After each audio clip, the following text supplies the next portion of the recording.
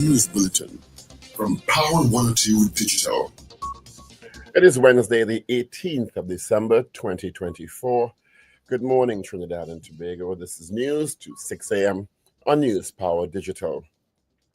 A post-mortem has determined that Member of Parliament for W. O'Meara, Lisa Morris-Julian, and two of her children, 25-year-old Zian and 6-year-old Josiah, died as a result of smoke inhalation.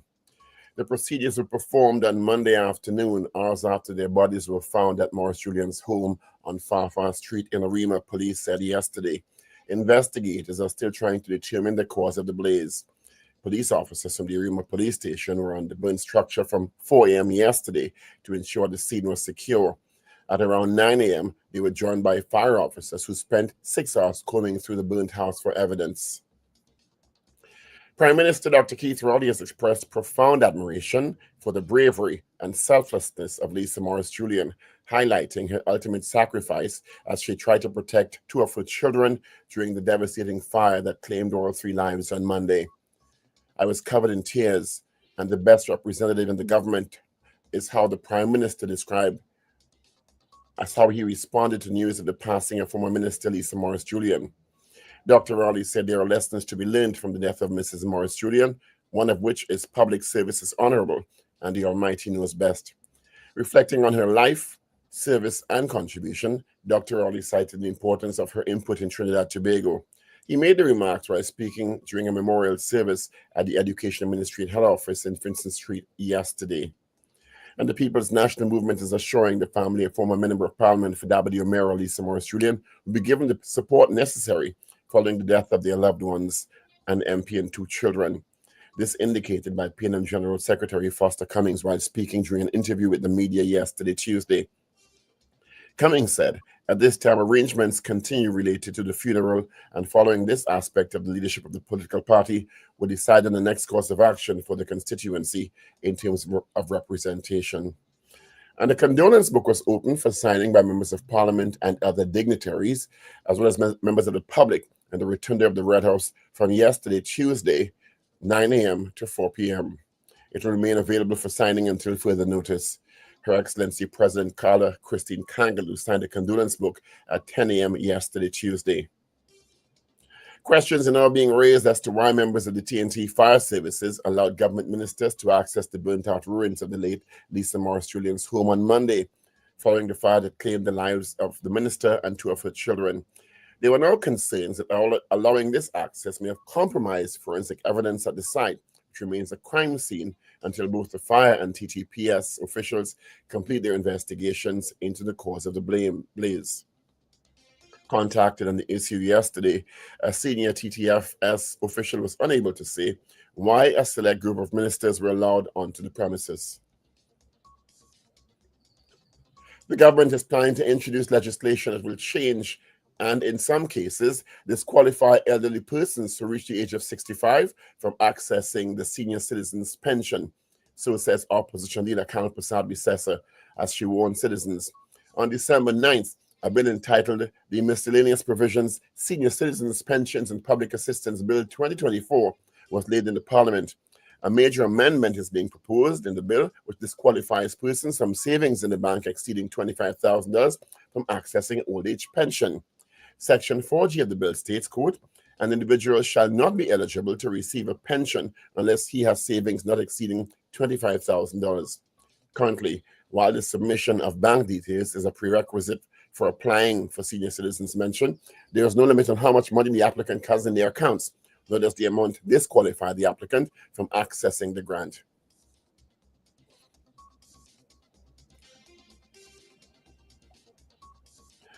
In international news, Canadian Prime Minister Justin Trudeau's government has been thrown into fresh disarray with the abrupt departure of Finance Minister Chrystia Freeland.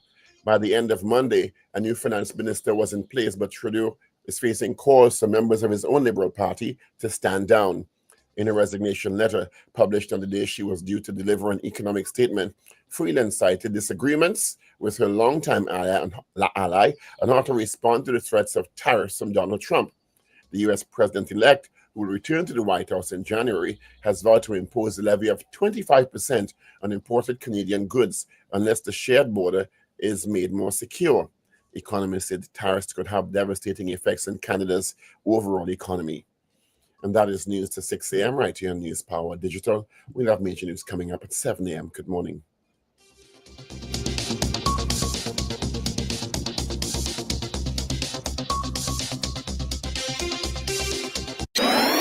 Up to date and credible. Power 102 Digital.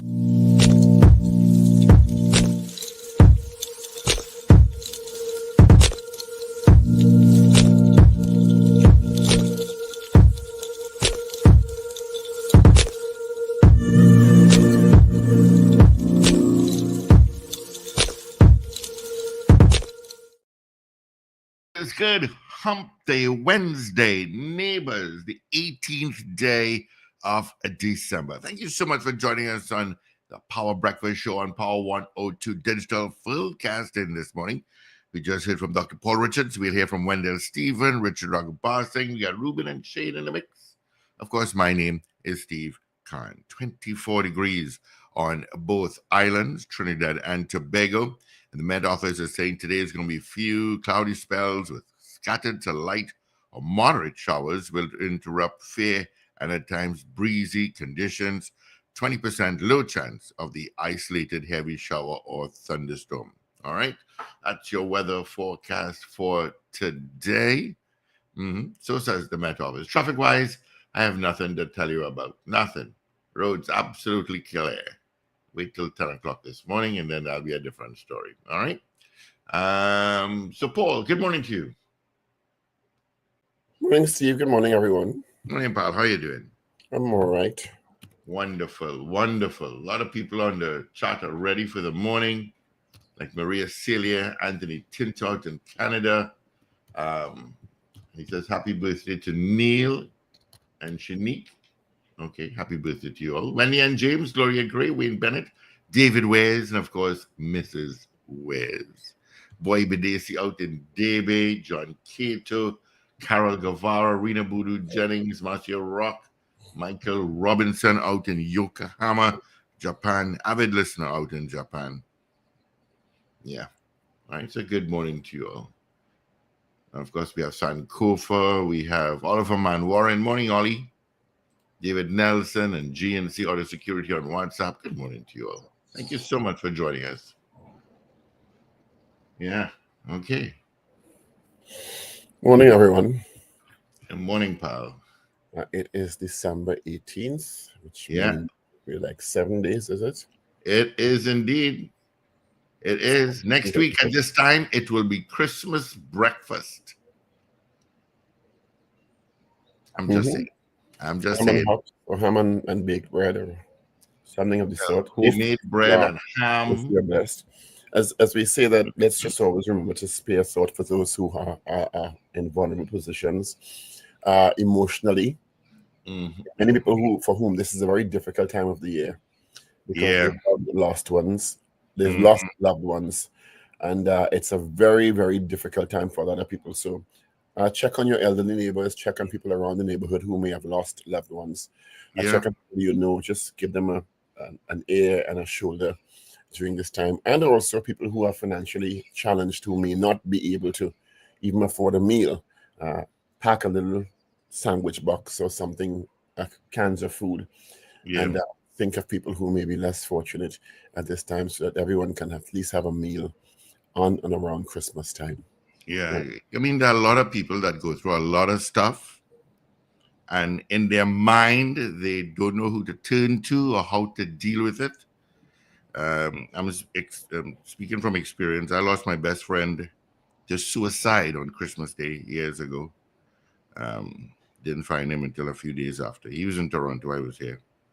So you really don't know what's going through someone's mind, so it's always a tough time for his daughter. My goddaughter, that is.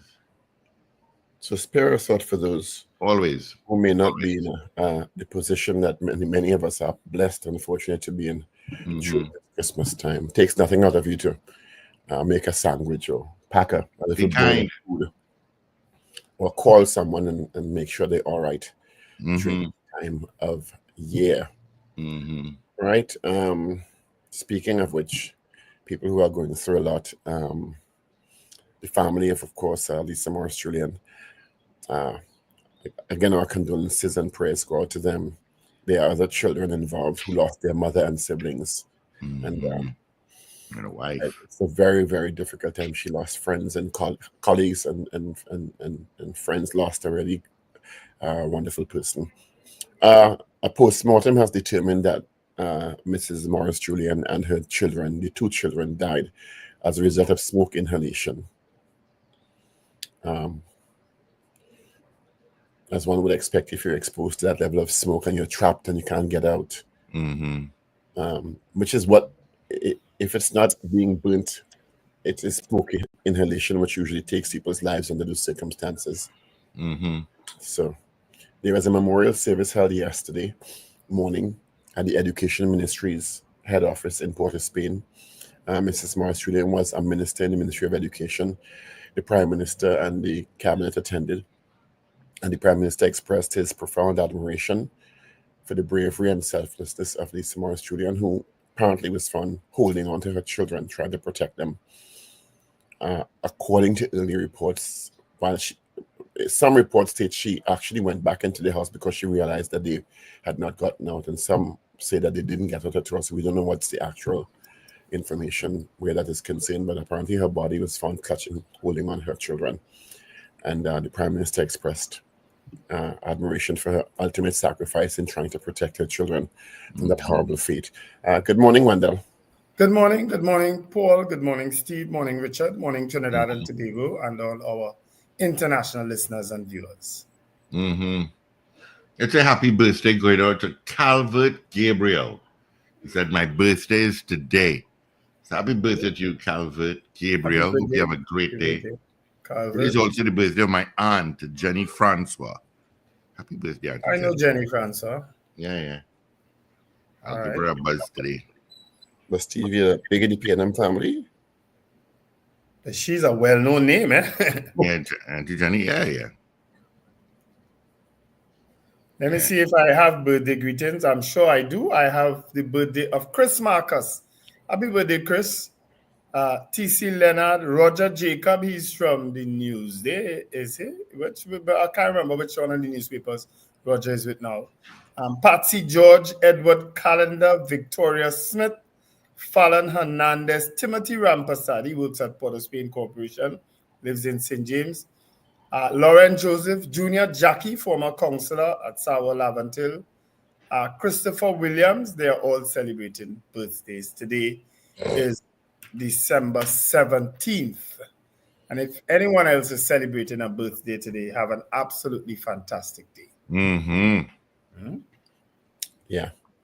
So I heard you referring to the chronology of events in terms of what happened with the Lisa. speculated chronology of events. Yeah, well, people who were there actually saw when she went back in, you know.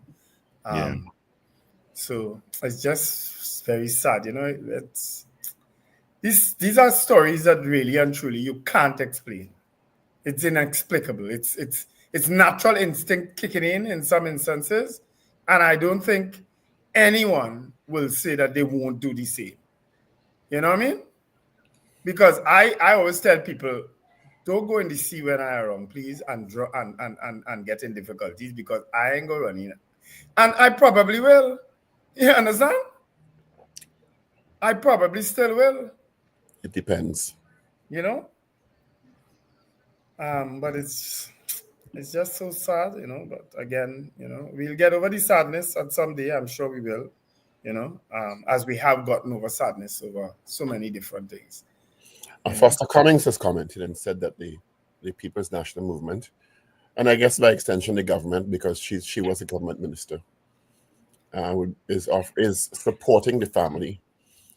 And he said arrangements, including the funeral, will be announced in due course, including the government's intention for representation in the constituency of Dabadi Omera.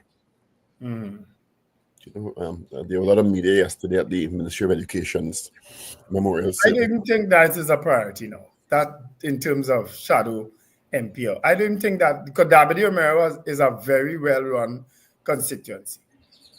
Lisa was very active on social media. Lisa used to respond to everything and everybody on social media. I don't know if you ever followed her page. If people complain about water, she would respond right away. They complain about a pavement, a road, a pothole, she would be responding almost immediately on that Facebook page that she ran herself. Because I know it was Lisa herself. You know, some MPs have people doing it for them. You understand? Mm-hmm. And she would tag the relevant counselor, whoever, and to get them working on it. And I mean, you would have heard that testimony from so many different people yesterday. There was on the news night before a lady who they interviewed who spoke about her not having a job. And she said she went by Lisa. She was crying, and she went by Lisa, and Lisa, eventually she got a call, she said, sometime later, to start working at forestry, you know, forestry division. So she really did touch a lot of people. She really did. There are no questions being raised about why members of the Trinidad and Tobago Fire Services allowed government ministers inside the burnt-out or close to the burnt-out room. So, can I finish? It's a new story. Oh, God. Because there are concerns that the scene may have been compromised by persons walking in and out of the ruins left by the fire.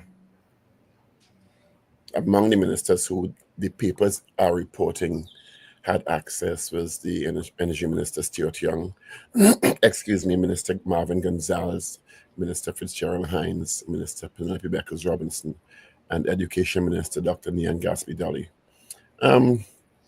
You know, while I understand there's protocol involved in many of these situations, it's also a human situation. And sometimes I wonder, but I wonder. I know what the motive is, because I'm seeing the disturbing continuation of some commentary on social media that is astounding to me. Well, I got so fed up yesterday, I commented, because I was wondering, TV6 put up the speech with Dr. Rowley at the Ministry of Education Tower, at the memorial service. And I'm looking at these comments, and I'm saying no, and I had to comment. And I said, why is a responsible news outlet allowing these vile, despicable, divisive comments on what clearly is a tragedy? It's beyond comprehension that maybe they just put it up and they just turn their back. But why are they, if you see some of these comments, I said, no, Wendell, I can't take this no more. I had to comment. Well, you know, people who live in the area now, discounting Minister Marvin Gonzalez's comment that there's water in the area, because there are many people who come out now and said that they do not have a regular water supply. Well, they've never had. Many people. Arima has never had, but but based on our interview yesterday with Mayor Arima, there was a water truck there at the time. He said that. Other people also said in the news last night that at that point in time there was water. So there's conflicting stories all around. Well, having a water truck is one thing. Mm-hmm. Having water in a fire hydrant is something else. Mm-hmm. Because the minister's statement said water was diverted from Guanapo and other water sources to ensure there was water. And there seems to be contradictory information from the fire services about that. Yeah. Okay, so Arima has always had water problems. I mean, you would have heard Richard and I speak about Arima water problems for years. We have always had water problems. So I don't think anyone can discount that. People who live there say that water is not running for all there. Okay. I started off with 2 tanks. I ended up with 5. Richard had big tanks, and Richard ran out of water the other day. Yeah. You understand? And about that interview with your goodly mayor yesterday, a lot of things make sense now to me, because I really had to just take a breath and pull it back. I saw that. Okay, I couldn't pull back. The only reason I took a breath and pulled back is in reference for the solemnity that needed to be observed following the tragic passing of Mrs. Morris Julian and her children, the two children. And that's the only reason I didn't give that mayor a piece of my real mind. I couldn't. Okay? I couldn't let Because it I don't know. need to hear about your brother's house roof burned down. Constantly. Yeah. And that you joined the PNM because it had what? Country girls. Yeah. So, Miss Me, I understand now why Arima and why Ashton is who we interviewed yesterday. Ashton. Yeah. Ashton Ford had to say what he had to say, and he was very and he bite the tongue. Yeah. Had to say what he had to say about his present Arima Mayor. And that's all I will say for now, because we still have some level of solemnity. All I will say is good luck, Arima. Yeah. Ashton, they also sent me a message after, because he didn't hear his part of the interview. I told him he should get it. I said him contact him and get it. But he sent me a message that he also sent to the mayor after. And, you know, see this? Good luck, Arima. Good luck. I understand now why all the complaints that Richard and your good self have happening. And let me tell you something after the interview yesterday. Wait for the term to end. It makes sense. Don't wait. Don't hope for much. Well, boy, my phone lit up after, during and after that interview. Sure. Because I couldn't say, no, Paul, this is not the time nor the place to take on this man. This is not nonsense he was talking. Well, he's clearly out of his depth, eh? He's clearly, and I mean, he admitted he is new to politics. At 82 years old, you are appointed mayor, and you're saying you're new to politics. Huh? Oh, anyway, enough of that, mayor. All you're in trouble. Yeah. Deep Trouble in Arima is the name of the song? Yeah. Yes. I'm sorry, we can't play a tune. I can sing it. Trouble in Arima. The level of incoherence. And Paul, stop it. And it's and you know, I use this word all the time. It's hypocrisy. You understand? Because I know different. I understand why Ashton Ford, and I said from what you could see he wanted to say a lot more. But because of the moment, everybody pulled back. But you save him when he talk about that country girl comment, you know. You intervene because I said, what did you just say? If I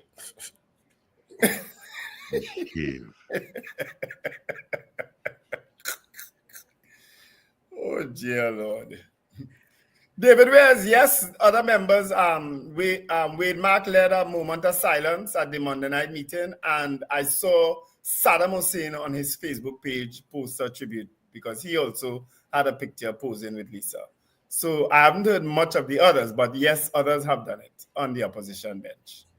Yes, and an official communique came from the leader of the opposition on behalf of that's what David referred to. United National Congress. Yeah, but I did see Wade Mark lead a moment of silence, and you know, Wade Mark always have some drama how he puts over things. He's just dramatic. A theatrical person. Yeah.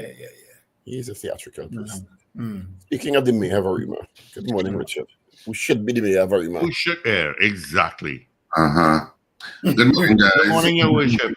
And good morning, listeners and viewers, wherever you are across the planet. Morning, Mayor Ragoobarsingh. Right. I was just talking to Ricardo. So he's in hospital. He's in Mount Hope Hospital since midnight with his dad.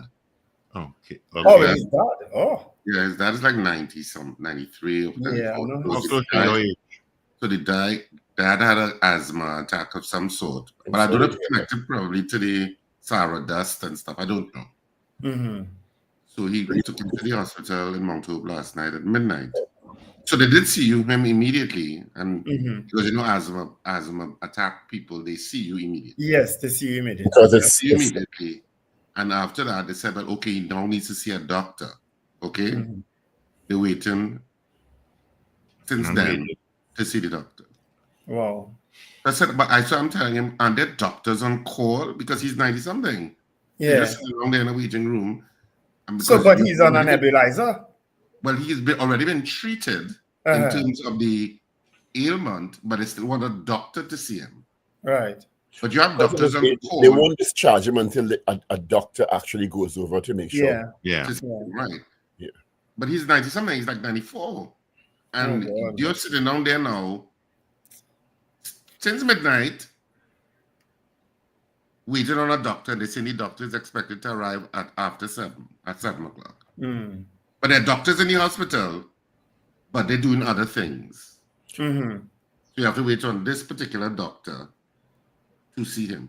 And I'm like, what? Isn't it like 24/0 that there should be doctors? No, but there are doctors. But the thing about in Mountain particularly, because my mother, I experienced basically the same thing from 2 to 2 the next morning. Mm. And she didn't actually see the doctors until 10 the night. Wow. After initial intake. You understand? When they triage you and they try to figure out if it's an emergency, life-threatening, and they kind of code you in terms of how urgent the situation is. So, I mean... But anything with a plus 80, plus 90 person has to be urgent. You understand? Well, To me, if they don't think it's life-threatening, they don't consider it urgent even at that age. Wow. So you sit down there in many cases, you sit down, not lying down, eh? You sit down at that gauge. Yeah. And it's... But don't tell... Anyway, Paul BF. Anyway, we were talking about the interview with your mayor yesterday, I Richard. know someone that died from asthma in Mount Hope this year, you know. Your great mayor yesterday. oh, the interview. And I had to breathe and just stop. I had to watch over that interview, you know. Because of the solemnity of the moment. Because what I wanted to tell with the controversial comment. I had to watch it over. I had to watch And the it over. constant response to the Hearty better Foods sense. fire. Mm. And what he and his family went through as opposed to dealing with the moment. Is he also a proprietor of Hearty Foods? Was he also Hearty Foods, Richard? I am unaware. That's his. Is it his son or his nephew? But it's related. Yeah. They're all That's what I'm related. saying. Mm-hmm. In the Hearty Foods, Mirage West Side, Mm-hmm. yeah, they all would be connected. It's the same family. EDM. Yeah, you can watch it over on YouTube, Carlisle. I intend to watch it over because I don't know. I feel I missed something. But you like tension, you like anxiety, you like... No, I feel I missed something. Oi. You missed nothing. It's not you missing something. Trust me. You're not the one missing something. I understand why you all have problems in Arima. That's what I will say. Trouble in Arima. Because let me tell you, talk about incoherent. And to answer a simple question, was there all around the mulberry bush?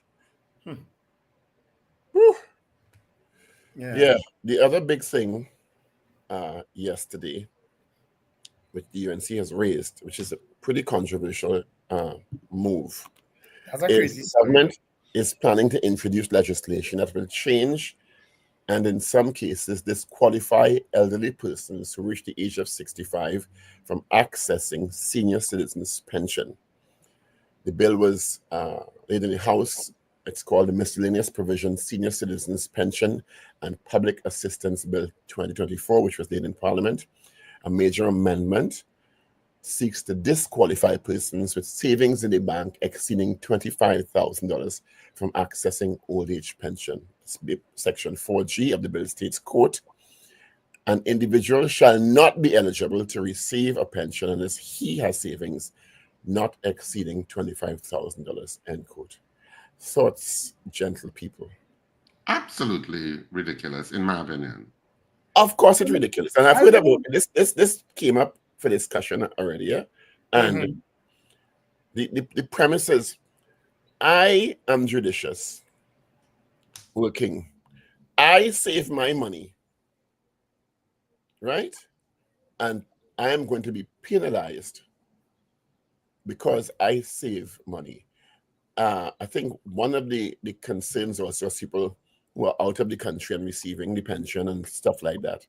But to decide, anyway, I don't know. If you have 20, Social development says the purpose is to protect elderly abuse and ensure who deserve the pension can access it. She says currently there are 109,000 people who receive a senior citizens pension. She said, I think part of the reason Is for it the petition. pension or grant? Let's clear that up once and for all. Yeah. Let me go to the article. I think it's but it's the senior citizens grant. They changed the name from grant, pension to grant. grant. Yeah, But some people will still call it old age pension. Yeah, they changed the name. But yeah.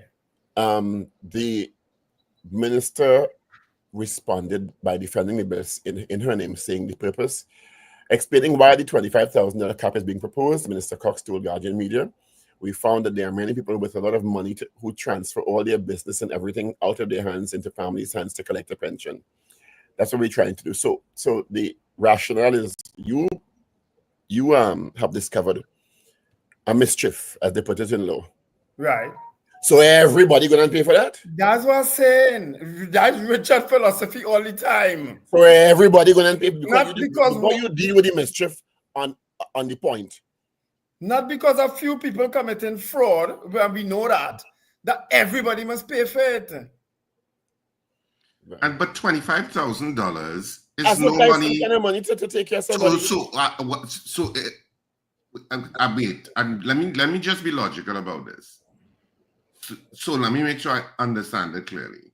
So they're saying that if you have $25,000 in savings in your bank account, and you approach the Ministry of Social Development and say, I need to get the old age, the senior citizens grant. I want to apply for it because I'm now 65. And I need some source of income because I have no other source of income. And they see that you have $25,000 in a bank account. They will say, no, you can't get it because you have $25,000. So that $25,000 is supposed to be livable for the rest of your life. Yeah. Or is it that you spend $5,000 from it, so it goes down to 20, and you can provide qualify, and then you'll qualify? Yeah. Because it's very easy to spend $5,000. Very easy. Medical bills alone. That is disheartening. She also indicated from a human point of view, in terms of the citizens that you're supposed to love and care for, who are over the age of 65, who would have contributed in whatever way to this society. But you actually telling people what to do to qualify now. Just don't have $25,000 in your account. You're basically telling that. That is a ridiculous proposition, in my opinion. So that's what I'm saying. You're actually alerting the people now. You're actually alerting people, hey, to qualify, just don't have $25,000 in your account. That's what you're telling people. Wendell, Stephen, how long you think $25,000 could take care of somebody who's elderly? I know. I'm trying to reason it like how Richard reasoned it just now. Because there's no reasoning to it. In other words, to qualify, do have $25,000 in your account. But basically, don't have any savings. Basically. Yeah, because for somebody... Even because sometimes older people... Because sometimes senior citizens they may have $50,000 in the bank account, they're just saying, because you know, some of them, that is to bury me. That is to, take care of whatever I need to. After I pass. Yeah, after I pass. There is something profoundly wrong in administrators and policymakers coming up with something like that. Yeah. Affecting a vulnerable group that you will know are likely to have medical issues, they're more vulnerable in terms of the society from an economic, physical, and point of view, and you are going to now make it more difficult for them to access a grant. I mean, here carte blanche, the section is there, section 4G. An individual shall not be eligible to receive a pension unless he has savings not exceeding $25,000. I mean, come up with that. You can't get more carte. And let me tell you why this is, because this is tied to that whole ticking time bomb that is called NISA. Yes. You know that, right? But they want to raise to 65. There's a ticking time bomb, eh? Well, it's a ticking time bomb that they're doing nothing about, Paul. because the actuarians have suggested that they raise the age of retirement from 60 to 65, and they've hedged and hoard for like 3 years now, or 3 years. It's more than 3. More than 3 years three. plus about making the decision. Yeah. Yeah. So you're not serious? Obviously, you think it's fine. No, you go wait till last minute and try to rush it through, and it went up in a mess. So I guess what you're forcing people to do is have $19,000 in the bank and have your family put in $3,000 every month for you. Yeah. But put all your money in your family name before the bill, if the bill pass. What's the grant? What's the total of the grant? 3,500, I think. 3,500. I think it's 3,500. You see, the citizens grant is static. It's not. It doesn't change. The only reason it may change is if you are getting some degree of NIS, and then it's rounded off to the maximum of 3,000 something. They kind of balance them. Or so between like NIS and that grant, you could get like 6,000, 6,500. No. Yes, if you're below, but if you're below a certain level, what it does is brings you up to the maximum level. So it'll bring you up to 3,005 because you're yes, that's what it is. So if you're already getting 3,000 NIS, you could only get $500 from the grant? Something no, I don't like think that. it's so. Yeah, I think it's something like that. Well, I'm sure there are older people in the chat who will know what it is. No, I think you get. I think you still get the grant of 3,000 or 3,500. Zina, call Zina. You will know. Come, call Zina. Phone's open. I don't think so. But we have a lot of people on this chat who will probably know. They would prorate. Oh, they are family members who are dealing with it. But it's. So Rena Jennings is saying, and she will know, if you are getting NIS, you get 2,005. So it brings you up to 5,005 or thereabouts. Is that what you're saying, Rena? It brings you up to about that amount at the end of the month? Shall we open the phones? I think that's how I know it to be, also, I think it rounds it to me, my interpretation is that it brings you, it applies the difference. Rena said bring you up to the maximum. This is ceiling. But look, Desmond and Rena saying the same thing here. It's 5,500, which includes NIS pension. Oh, it does bring them up to that point? Yeah, I know it was more than the 3 or 3.5. Yeah. Okay, so it's 2.5 you get as the grant. So, but that grant has been reduced. It used to be up to something like 4 or 5 at one time, eh? Well, I'm sorry. Under Patrick Manning, I think. The proposition and principle is telling people don't save. Yeah. Don't save. We have a call. We have calls, actually. Good morning. Good morning, gentlemen. Morning. Good morning. And, Paul, I've heard you condemn this bill. I've heard when Richard condemned this bill. I heard Wendell talking all kind of thing, dancing around the how to get it. I hear Wendell condemn the bill yet.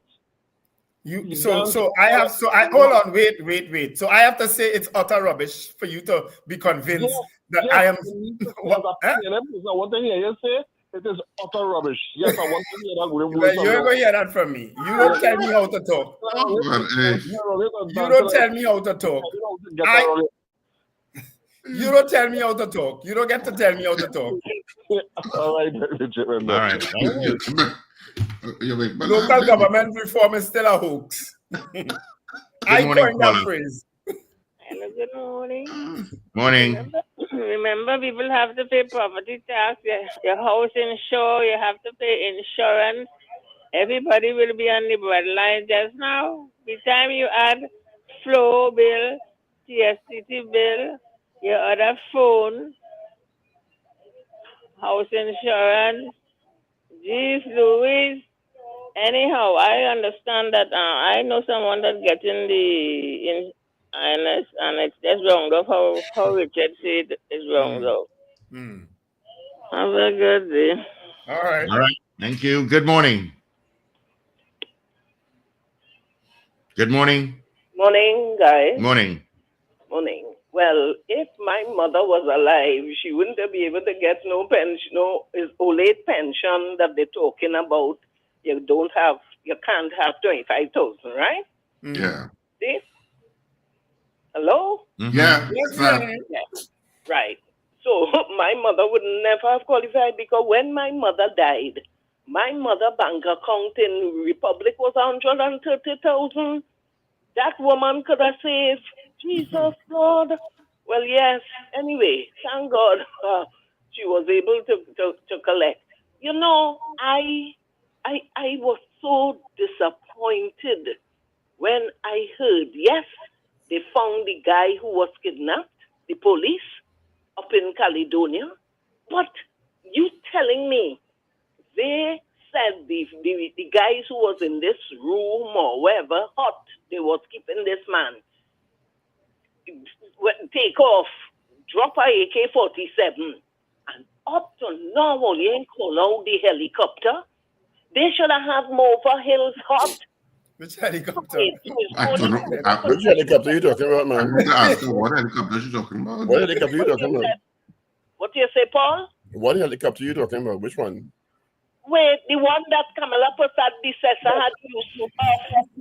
And you feel that 10 years ago still active, right? I see where you're going with this. Wait, so you're telling, all right, but we have an air guard. What the air guard for? You Eating know, lunch and breakfast? Didn't they just ban that? The air guard? We have so I just be seeing helicopter passing all over by me, over in Diego Martin here, singing. I mean, what? So I would like the Minister of National Security. My question to him, I will ask him: do the Ministry of National Security have a helicopter still? Because I cannot understand that. Well, I see helicopter in the National Parade Independence Day, so they must have one. Yes, there are 3 helicopters. We see them. Man, yes. There were 3 helicopters Independence Day. Man, look, if Burroughs was alive, maybe that's a celebration alone. Who kidnapped that man? All right. Lord, man, TTPS, you all have a blessed day. Thank you, Mr. Diego Martin. Good morning. The TTPS helicopters, you know. Good morning, caller. Hold on. Let me tell you. Morning. Hello, good morning. Good morning. Morning. To all you, Steve, Paul, Richard, and Wendell. I just want to say, morning. I just want to say that between my husband and myself, so far, between January and to date, which is the 18th of December, we have spent approximately $30,000 in medical fees for the entire year. For that period, that's 11 and a half months, right? 30,000, right? Now think about the people. Thank God, at least we have a medical. So think about those people who don't even have a medical plan. You understand? And when I'm saying 30,000, we also accept facilities from the health center, in addition to going to a private doctor, right? So think about it. You're earning a pension of $6,500 per month, right? When you have to pay that amount of money every month for medical, for upkeep, for eye drops, visit to the doctor, medication that CDAP doesn't have. You understand? Some of them, they don't provide it. Okay? So think about those other people who are in a less fortunate situation. How are they surviving? And what I want to say is that how it works out is that usually for the pension, if you are getting a pension from your organization, you, depending on the amount, you will get I think it's $3,000 from the National Insurance Board, right? And then when they add that plus the pension that you get from the organization, the difference between that and $6,500 is what you get from social services. That is as far as I know it, right? At this particular time. Good. So the ceiling is about $6,500 that people have to spend per month But ma'am, if I could interject, you talk about medical bills. Yes. You ain't put your food and electricity bill yet. Well, no, electricity bill is Yeah, over. so when you talk, add all those things that you have to survive on a daily, monthly basis, how are you going to survive? And Andre is saying, and let me quote, a senior citizen's grant of pension is a grant that is designed to assist persons who haven't worked and qualified to receive a pension.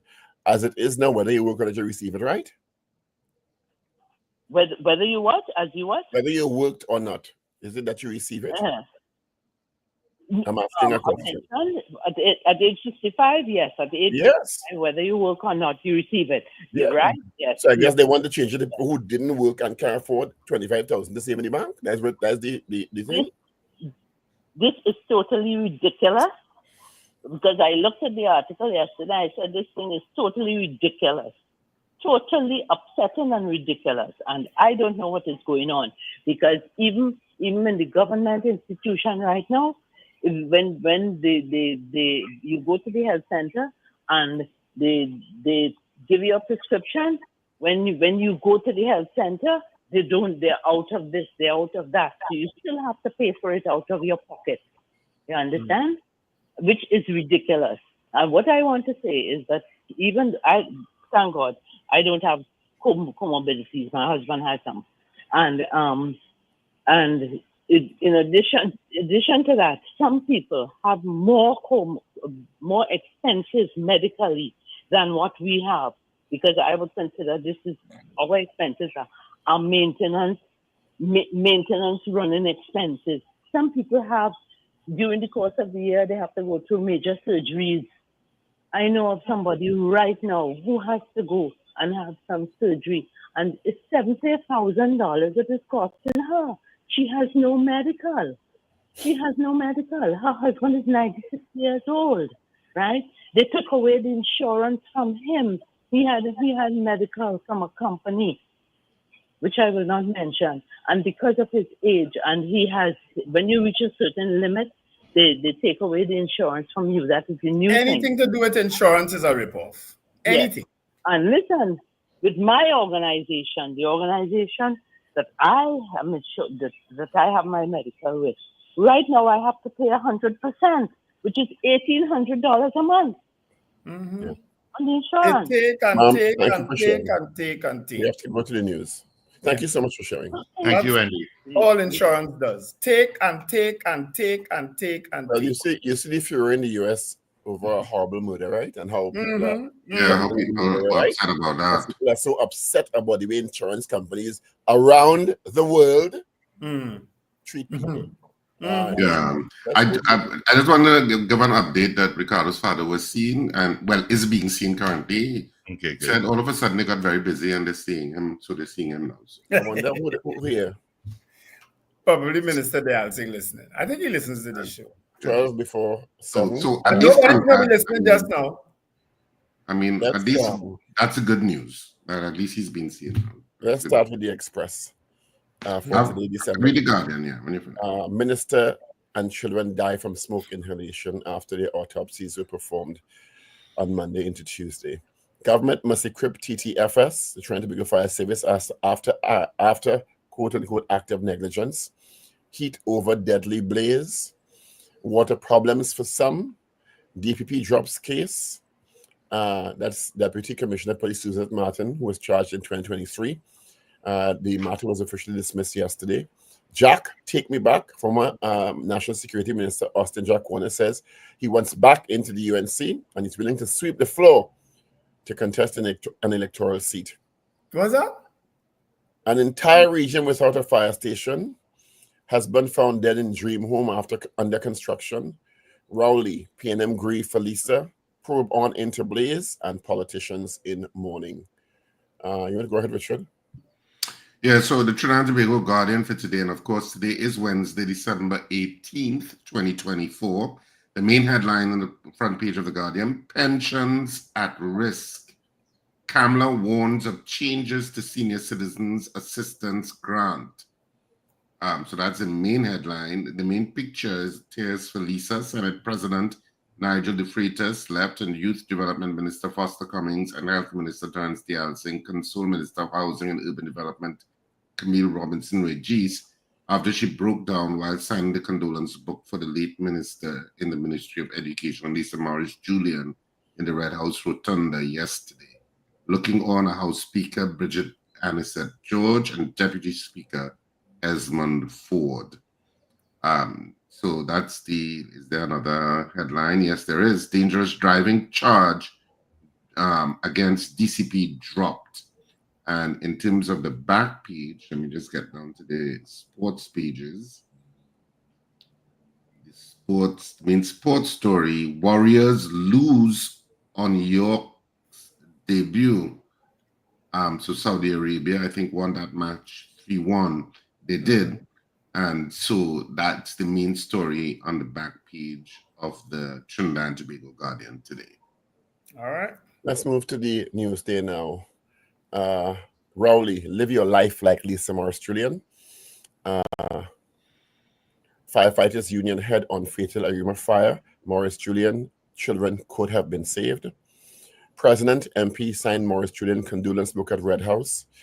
UNC awards Wendell for incompetence. Teaching Service Commission mourns Morris Julian. Chief Secretary continue Robinson's autonomy fight. MPs hailed for last efforts to save son. Morris Julian died a hero. Gopi Schoon pays tribute to late MP Morris Julian. And retired man robbed at home in Penal. So those are stories trending in your Express Guardian and Newsday 4 today. I see that, I don't know if to call it an imbroglio, in terms of the Minister of Public Utilities and the Fire Services is still raging on. Yeah, we talked about that yesterday.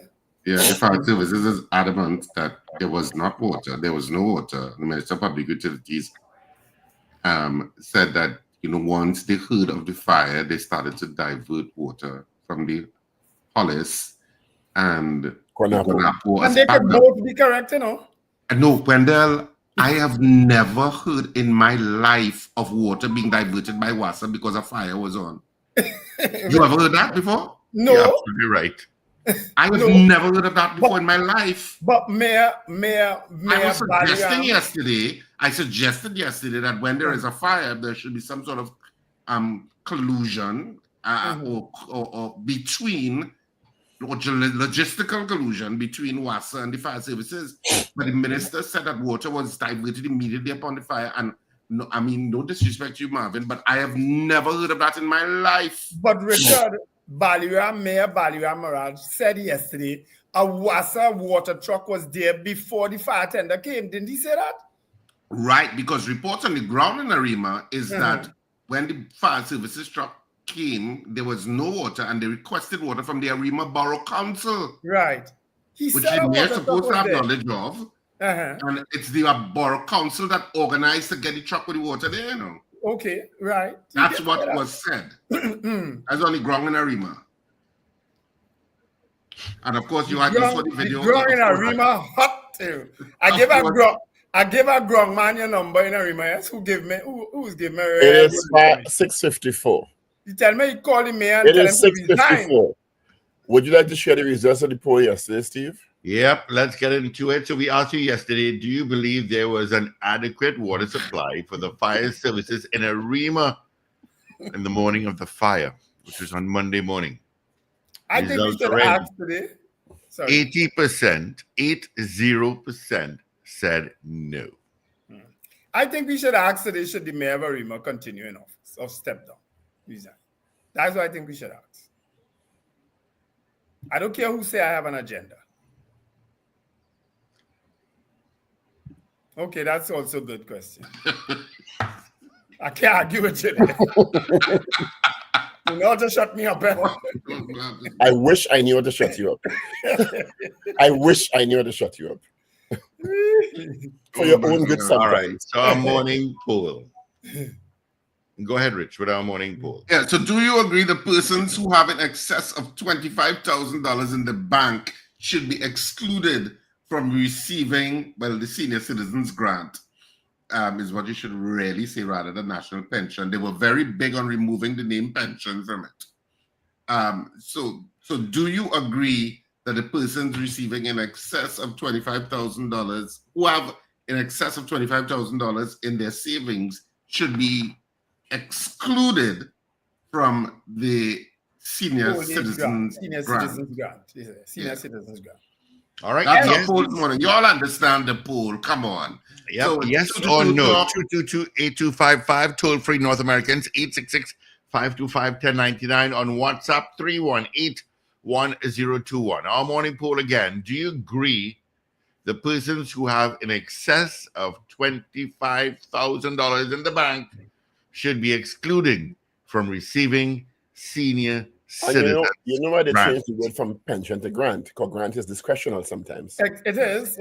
Remember, that was a raging debate back then under Patrick Manning, too. All right, so let's go. We got some votes already. Boy Bedesi out in Day B. No. Richard P. Knights. No. Cheryl Henry. Hell no. Anthony Franco. No. Okay. Michael Oliver. No. CJ from New York. No. Rena Boodoo Jennings. No. Joycelyn Dialsing. Yes. Wayne Bennett. No. Lester Craigwell. No. Trini Get Fit. No. Kenny and Harlem. No. Miguel Gonzalez. No. Michael Robinson. No. Hazel Will. No. Rennie Devines. No. Michael Phillip. Michelle. No. Michelle Phillip. Ben J. Singh. No. Hector. No. Kyle Cupid. No. On WhatsApp, let's see. Miss Bon Air West. Good morning to you. No. Black Pearl. Hell no. Morning, Black Pearl. Captain Ron. Good morning to you. And good morning, Kim Lan. Okay. Kim Lan? Yeah, somebody on WhatsApp. Let's see. Somebody else here says from no. Train Corporation? I'll tell you in a second. If it's Kim Lan from Get into it shortly. It's kind of long. Up north, no. Miss Ingrid in Tucson, Arizona, no. I got Gary and Mova says no. Okay, where was I? I think you stopped after Ben J. Singh. That was it. Yeah. Hector, no.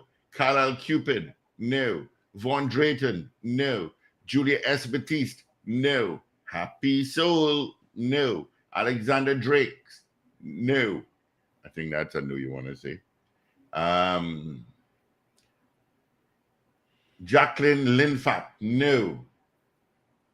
Andre, no. Let's see. All right, Gary and Move on. Andre, I totally agree with you, I agree with that because I understand there are a lot of scheming taking place within that. Good morning, caller. Good morning, gentlemen. Paul, the tiger crouch yesterday. All right. I almost fainted here with laughter. The crouch like a tiger for that bear. Yeah, Zena, yes or no? My answer is no. Thank you. Good morning. Good morning. Good morning to you, gentlemen. Morning. Holiday greetings, Steve. Same to you. Justin here, no. All right, Miss. Long time we hear from you. Long time. Good morning, caller. Good morning, gentlemen. How would they get the information from the bank? My answer, Sandy Grandy, no. All right, thank you, Grandy. I think you have to bring in a bank statement. Lorna, morning, Lorna. Indy, Carly, no. What do you care about disclosure clause? You care about disclosure clause? Yeah.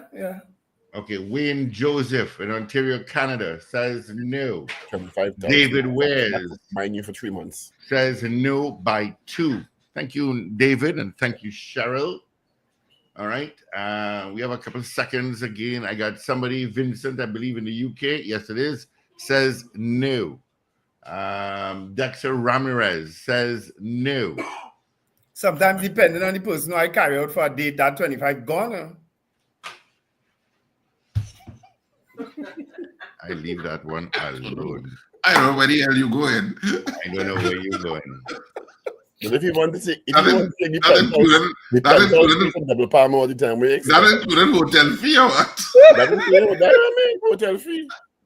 Plane What? tickets, And- hotel, rental of a car. And Richard, hotel might not be spelled HOTL, eh? It might be spelled. What's it? Plane tickets, rental of a car, hotel.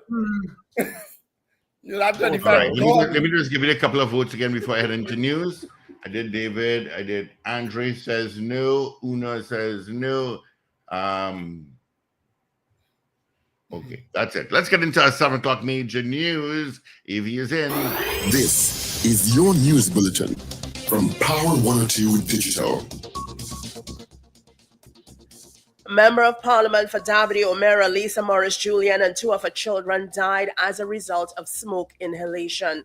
The Prime Minister describes Lisa Morris Julian as the best Member of Parliament during a memorial service yesterday. PNM pledges its support to the family of former MP Lisa Morris Julian, and the opposition questions new pension bill. Details in a moment. This is news to 7 o'clock on Power 102 Digital. I'm Avril Sintil-Bab. Good morning. A post-mortem has determined that Member of Parliament for Davide O'Meara, Lisa Morris Julian, and 2 of her children, 25-year-old Zion and 6-year-old Josiah, died as a result of smoke inhalation. The procedures were performed on Monday afternoon, hours after their bodies were found at Morris Julian's home in Farfran Street, Arima, police said yesterday. Investigators are still trying to determine the cause of the fire. Police officers from the Arima police station were at the burnt structure from 4 a.m. yesterday to ensure the scene was secure. About 9 a.m., they were joined by fire officers who spent about 6 hours combing through the burnt house for evidence. Acting Chief Officer Andy Hutchinson told the Express yesterday that investigators were doing checks to determine the cause of the fire and why it spread the way it did. He said a final report on the incident was expected to be completed by the end of the week. Prime Minister Dr. Keith Rowley has expressed profound admiration for the bravery and selflessness of Lisa Morris Julian, highlighting her ultimate sacrifice as she tried to protect 2 of her children during a devastating fire that claimed all 3 of their lives on Monday. Dr. Rowley expressed his profound sadness with the deaths and described Morris Julian as the best representative in the government of Trinidad and Tobago. He revealed how he responded to the news of the passing of the former minister, saying that he was covered in tears. Dr. Rowley said there are lessons to be learned from the death of Mrs. Morris Julian, one of which is public service is honorable and the Almighty knows best. He reflected on her life, service, and contribution to Trinidad and Tobago. Dr. Rowley made the remarks while speaking during her memorial service at the Education Ministry's head office on St. Vincent Street in Port of Spain on Tuesday. To think of losing her and being told that she may have been hugging her child to her chest as she passed away in the flames. Those of you who have children, it's an assignment that you would never want to have. But she had it. Let us thank God and let us reflect on how good she was and ask ourselves whether we too can be a little bit as good as she was and this country. He recalled recent events he was involved in where Mrs. Morris Julian was present, sharing accounts of the interaction she had with those who attended the occasion and her willingness to reach out to others. And it is that public service is honorable. And as the love and appreciation poured for Lisa Morris Julian, it says that in doing public service in the selfless way that she has done it, that public service is honorable. And her life and her contributions were valuable, not for herself, but that she made it valuable for those who she touched. The People's National Movement has assured the family of former Member of Parliament for Davide O'Meara, Lisa Morris Julian, that they will be given the support necessary following her death and that of her 2 children.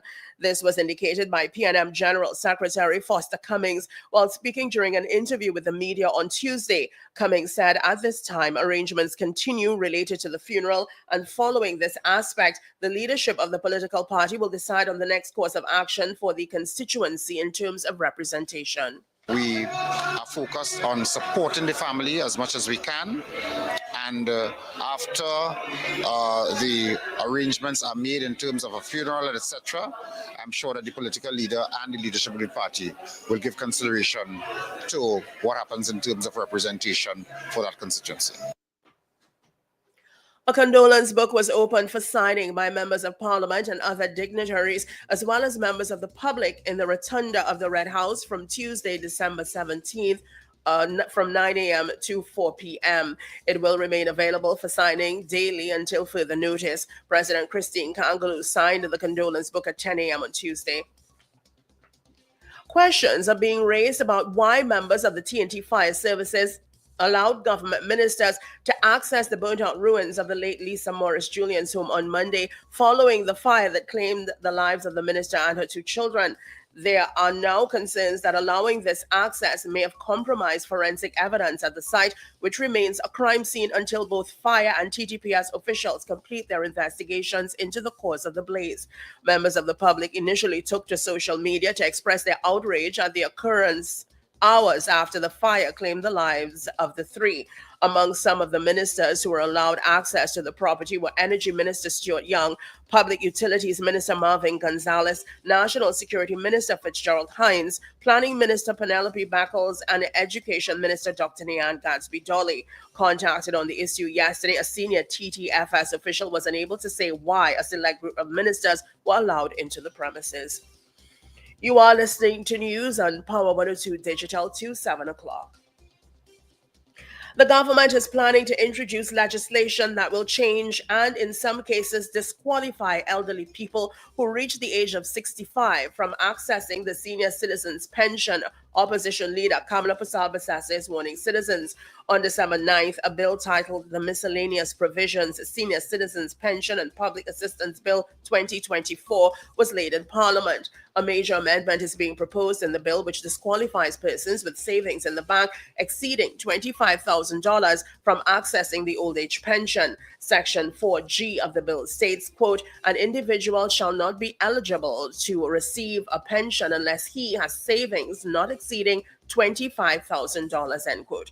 Currently, while the submission of bank details is a prerequisite to applying for the senior citizens pension, there is no limit on how much money the applicant has in their account, nor does the amount disqualify the applicant from accessing the grant. Speaking at the United National Congress Cottage meeting at its Chaguanas headquarters on Monday night, Prasad-Bassase raised the issue as she warned that the bill would make it harder for pensioners and persons getting public assistance to access those grants. She said, quote, they are monitoring how much money you have in the bank. That is why that is what they are going to do. That's what this bill is telling us, end quote. She said told supporters that this was the same government that removed several people from receiving food cards while accepting huge pay raises recently recommended by the Salaries Review Commission. However, Social Development and Family Services Minister Donna Cox yesterday defended the bill, which is in her name, saying its purpose is to protect the elderly from abuse and to ensure that those who deserve the pension can access it. The minister said currently 109,000 people are receiving a senior citizens pension. She sought to assure the public that the bill will not impact those who already receive a pension. The Trinidad and Tobago Electricity Commission is granted an injunction against Oilfield Workers Trade Union. The order was granted by Justices Heather Seal, Herbert Soverall, and Michelle Ann Austin at the Industrial Court this week. TNTEC's amended application to the court to prevent further acts of unlawful industrial action by the union was made on December 2nd, 2024. In keeping with the court's directive, the text of the injunction will be published for a period of 2 weeks after the final order has been issued. The commission looks forward to the operation of the union. It said in ensuring that the supply of electricity is delivered to customers in a safe and reliable manner. Well, finally, here's weather news for the period today till midnight. Trinidad and Tobago, few cloudy spells with scattered light to moderate showers will interrupt fair and at times breezy conditions. There's a low chance of the isolated heavy shower or thunderstorm. Initially fair night, becoming partly cloudy with few showery spells. Gusty winds and street flooding can occur in the event of heavy downpours. You can expect a temperature high of 32 degrees Celsius, both at Piarco International Airport and Crown Point in Tobago. Currently, it is 26 degrees Celsius at both localities. Recapping your headlines to 7 o'clock, Member of Parliament for Dabadi O'Meara, Lisa Morris Julian, and her 2 children died as a result of smoke inhalation. The Prime Minister describes Lisa Morris Julian as the best Member of Parliament during a memorial service yesterday. PNM pledges its support for the family, and the opposition questions new pensions bill. I'm Avril St. Bob. That was news to 7 o'clock on Power 102 Digital. Look out for more news in detail at 12 noon and an update at 8 o'clock this morning. For more details, log on to power102fm.com. Up to date and credible. Power 102 Digital. All righty. Thank you so much, Avril, for our major news. You can join her again come 8 o'clock for our news brief. All right. Traffic-wise, just getting a Port of Spain. You've got some Grande stretch. Valencia stretch is heavy. And leaving south, heading north on the Solo, you've got some traffic. All right. Let's see if we have any more votes here. Okay, we did that. John Cato says no. Sexy San Fernando says no.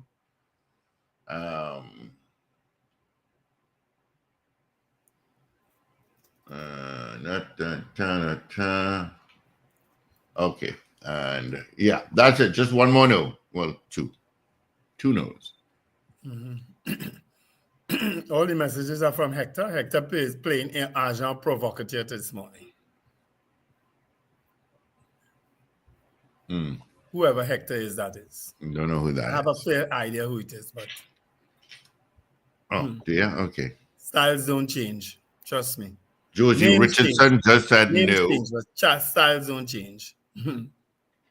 Yeah, Josie Richardson says no.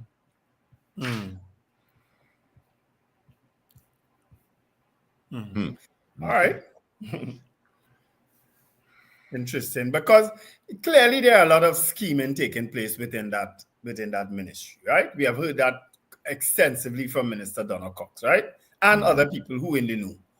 But you can't punish a few who trying these schemes, I should say, to punish the majority. Come on, at $25,000, and that's why I agreed with the statement Andre made earlier on. Andre said, and if I could find his statement, Andre said, Wendell, the principle of imposing an access limit to prevent wealthy persons from accessing the grant is not a bad idea, but $25,000 limit is ridiculous. That can't qualify you as rich. And I agree with that statement, Andre. I totally agree with that. You understand? So tell me something, Steve. Were there any additional votes? Yeah, we got 3. All no's? All no's. All right. So the poll this morning was, do you agree that $25,000? Do you agree with the $25,000 limit? People who have over $25,000 in savings should be disqualified from the senior citizens grant. A version of that is the poll. I'm not saying it verbatim. So anyway, we had 49 people voting in the allotted time. And of the 49 people, 48 of you said, no, you do not agree with that proposed amendment. One solitary person said yes. So, of course, the nays have it this morning. And, of course, you can continue to vote on this poll throughout the day, through our programming, and we'll give you the final result tomorrow morning, which will be Thursday morning. We try and get Minister Cox now. Yeah, I sent a message. Yeah, you know who would be also nice to speak to? Maybe we could get on to Kevin Guy. Is it Kevin Guy?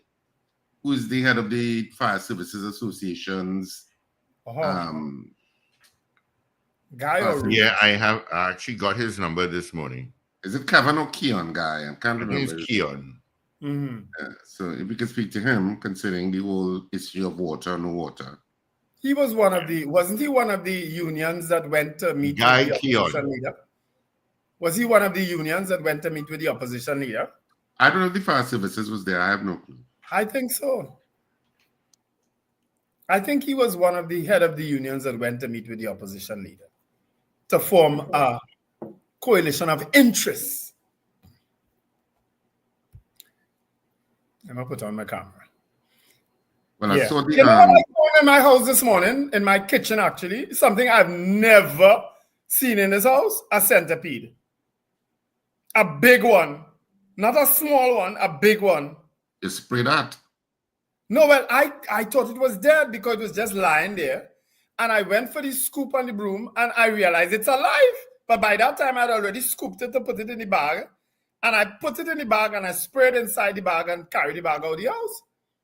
But a big centipede? Like somebody trying over here? No, there's a mark somewhere in that, yes. I'm not so Well, sure. for those who like play with, go and play centipede. Centipede is what? Number what? 1, eh? Is there a mark called centipede? I don't know. Yes, I think it's number 1. Is it? I think so. So I just give all you a whole... Look at the comment section and see. That play with players in that comment section. They will tell you. Yeah, I think it's 1. Centipede is 1. Yeah, I see them every so often. Mrs. All right, I do have Mr. Young Guy online. Mr. Guy, good morning. Oh, hi, good morning. Morning. Welcome to the Paul Breakfast Show. We have Paul Richards, Richard Ragoobarsingh, and Wendell Stephen with me this morning. Well, good morning, gentlemen, and good morning to your listeners. Thank you. And good morning. So, Mr. Guy, you are the head of the Trinidad and Tobago Fire Services Association? Yeah, that is accurate. Okay, good. Would you have taken over from Mr. Ramkissoon, Leo Ramkissoon? Yes, in our elections held on December 12th and 13th, 2023, I became the president of the association and has held the office since then. Oh, okay, all right. Because we don't really know you but we knew Mr. Ramkissoon well. Yeah, so we have interviewed Leo several times. Yeah, we have interviewed Leo several times. So welcome to your first interview with us this morning. So, Mr. Guy, we wanted to talk about that issue with the fire situation that took place in Arima on Fafa Street that took the life of Lisa Morris Julian. And, of course, the issue, there seems to be a toing and froing between the Minister of Public Utilities and the Trinidad and Tobago Fire Services. The fire services would have released an official communique that indicated that there was an issue with water, and a truck was requested eventually, and they got water via truck. The Minister of Public Utilities, of course, is saying that WASA was proactive and had already diverted water from the Hollis Dam, released water from the Hollis Dam in that direction because they are served by Hollis, and Guanapo was the backup. But there seems to be, it's two different stories. The fire services are saying there was no water. There was no water. And the Ministry of Public Utilities is saying, yes, there was. Which is it? Because from your perspective and from the fire services perspective, do they stand by the fact that there was no water according to them? Yeah, well, of course, after a tragic incident as this, there tend to be some pushing and tugging and some finger pointing, and all in an attempt to possibly ensure that no one or no one's institution that they represent is blamed for the outcome of this incident. I can't speak to the minister's comments as to whether or not WASA boosted water in the area. I can only talk from the end of the fire officers who were on the scene. And what they indicated is that they required the supply of water trucks from the regional corporation. So that is a normal part of firefighting operations. It happens quite commonly. Oftentimes as well, we also make requests to have the water in the area boosted if that's necessary. I can't speak to, as I said before, whether or not a request was put in for the water to be boosted, or whether WASA acted on their own and decided to do that. But the fire service did have need to make requests, and the regional corporation assisted and brought water to the scene to assist in the firefighting operation. Interestingly enough, not to interrupt you, but interestingly enough, I was talking about that yesterday when we were talking about it yesterday on the program. I was thinking, well, isn't there some sort of synergy between the fire services and WASA, that when a fire is reported, that immediately both agencies kick into gear? And I wasn't clear that existed. In fact, the minister saying that WASA was boosted the water supply to the area when they heard of the fire was news to me. I had never heard of that happening before in terms of a fire situation in Trinidad and Tobago. I'd never heard of that before. Maybe it happens, but I never heard of it before. So it was complete news to me that WASA was even that proactive and urgent about fires taking place. So what you're saying is that there is, if you could take it through, if you could take me through what happens. Somebody calls the fire services, I think it's 811, and says there is a fire at X place. What happens? Does the fire services, assuming they have a truck in the area, leave immediately, or is there a call made to WASA that says we need water? What happens? Take me through the logistics of it.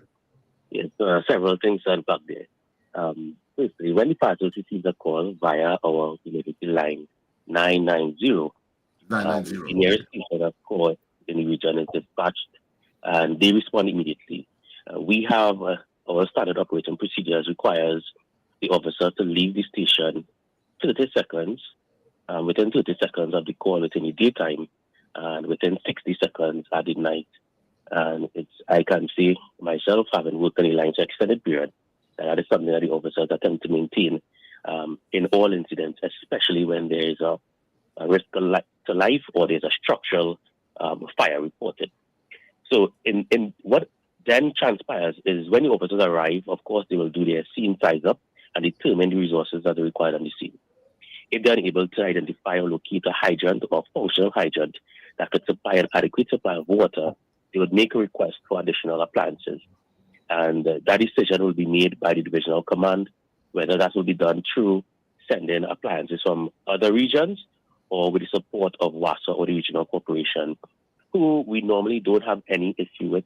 When we respond to several emergencies, not just fires, we often require the assistance of regional corporation. We have, each station has contact information for the disaster preparedness arms, who often assist from time to time.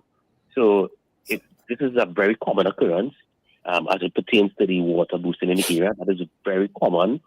So it's not something that might be often mentioned, or that will often have we will see a reply from WASA.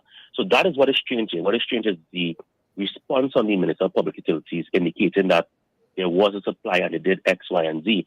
That is very uncommon, because the fire service in the reports, they will indicate that we had challenges and this is how it was resolved, as part of this is just part of the course.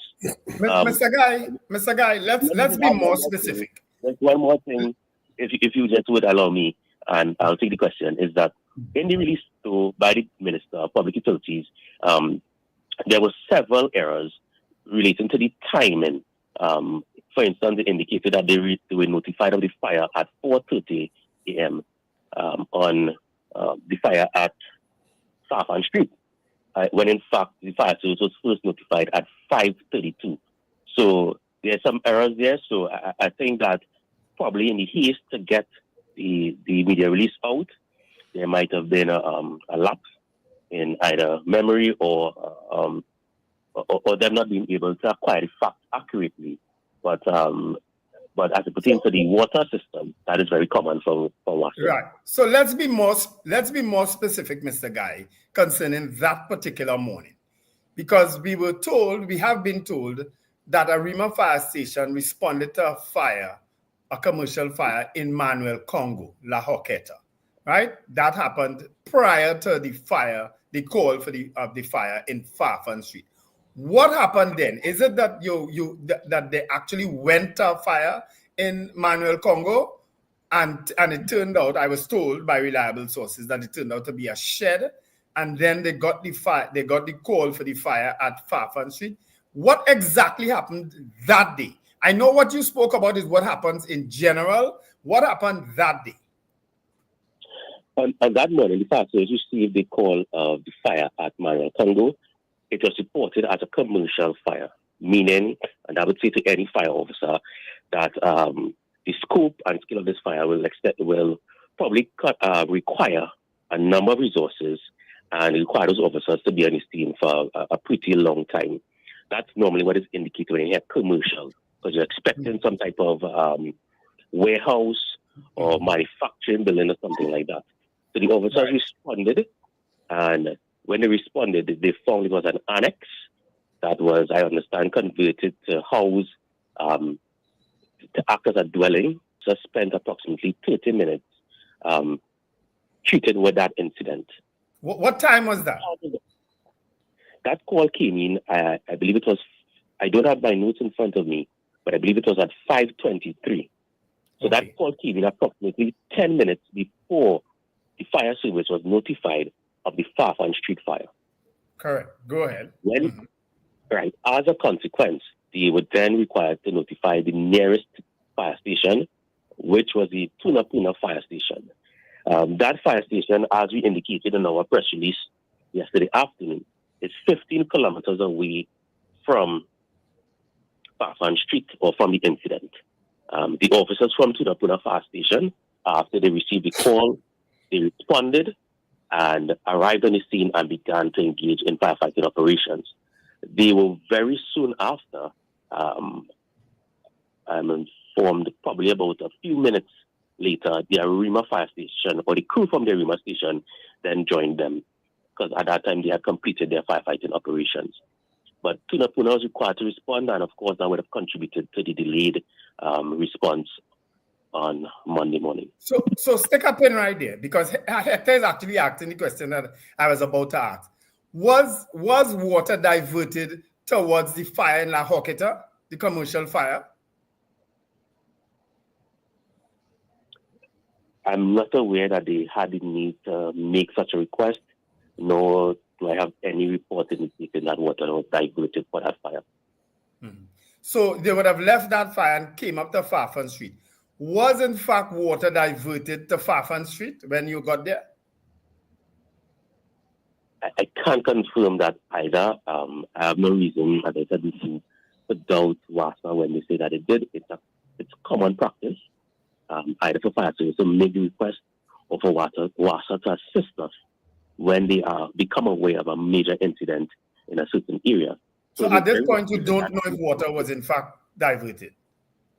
No, there's no way for us to verify that. Again, we will depend on WASA to provide that information to us. But what I can say, it's standard practice. However, what I do know is that on the day they needed and required assistance of the regional corporation to shuttle water to the scene to assist with the operation. Now, when we interviewed Mayor, there was no actual water then, because if you had needed assistance, then there was no water in the lines. No, listen. The fire service and the fire service trucks, as you know, would have a limited supply of water. The trucks from Tunapuna and Arima both hold approximately 2,000 gallons of water each. Right? That in itself may not be adequate to sufficiently suppress or extinguish a dwelling-sized fire on its own. Officers will quickly realize that when they arrive on the scene. They see the size of the structure, they see the various parts of the building that the fire has been able to spread to at that time. They will make the determination of whether or not additional water is required. And as I said before, then a request will be made to have trucks brought to the scene while officers go in search of the nearest hydrant that could supply adequate, adequate amount of water to these. Yeah. Mayor Baliram Maraj yesterday, when we interviewed him, said that a water truck was actually on site before the fire services tenders came. Is that accurate? That is because I can't confirm that. Sorry? I can't confirm that is the case at this time. I cannot.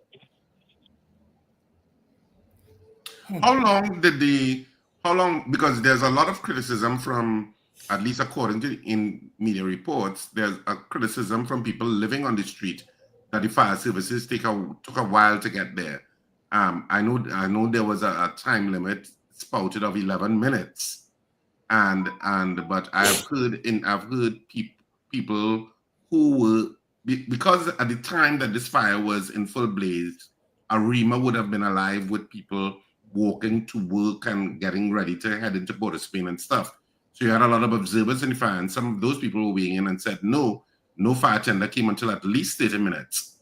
What is the record you all have from terms of the time of the reporting of the fire, which you said was at 5:32 a.m. is when you were saying they received the first call, and to the actual attendance to the fire by the Tunapuna fire station, which is 15 kilometers away. What time did they actually arrive? Is that recorded somewhere? Of course, that will be recorded in the various station diaries, both at Tunapuna and at our control centers. They would have the exact timing that I would not want to mention here because I don't have that report in front of me. But what I can say is sometimes when persons are on the scene of fires, they tend to, how should I say this?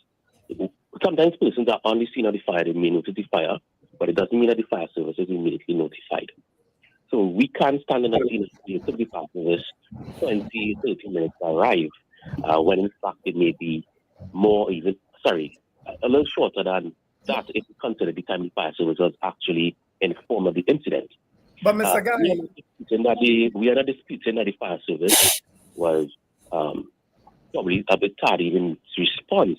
And the reason for that is, again, the Rima fire station, which is a few minutes away, was already engaged in another emergency, which was reported as a commercial fire.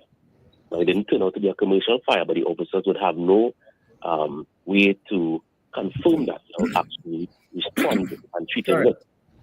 But Mr. Guy, just quickly, right? To refute the release that the minister released concerning timing, you specifically said that they got the call about the Farfan Street fire at 5:32. Couldn't you tell us then what time was the response based on what Richard just asked? Because you were very accurate about that time. You were very specific about that time that the call came. What about the time that they responded? That they arrived.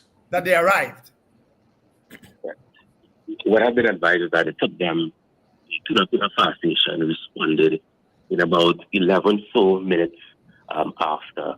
Again, as I said, I don't have that report in front of me, so I wouldn't want to guess or put out inaccurate information out there. But I was informed it took them approximately 11 minutes. But let me say this, when I took them 11 get to the scene, 11 minutes to get to the scene, or 11 minutes to mobilize and leave Tunapuna? No, it didn't take them 11 minutes to mobilize and leave Tunapuna. It took them all of 11 minutes, I understand, to arrive on the scene. Between 11 and, again, as I said, I don't have the report in front of me, and I don't want to speculate or put information out there that is inaccurate whatsoever, put in the fire service administration or the minister to release another statement. I can't say that what is reported is that it took them 11 minutes to arrive. When we consider the distance from Tunapuna fire station to the incident, it's more than 15 kilometers. I know that. Most of us are drivers, we understand how long it will take to travel 15 kilometers. When you add to that this is an aged appliance that is being asked to drag 2,000 gallons of water to an incident. These appliances are extremely old. They're approaching almost 2 decades of service.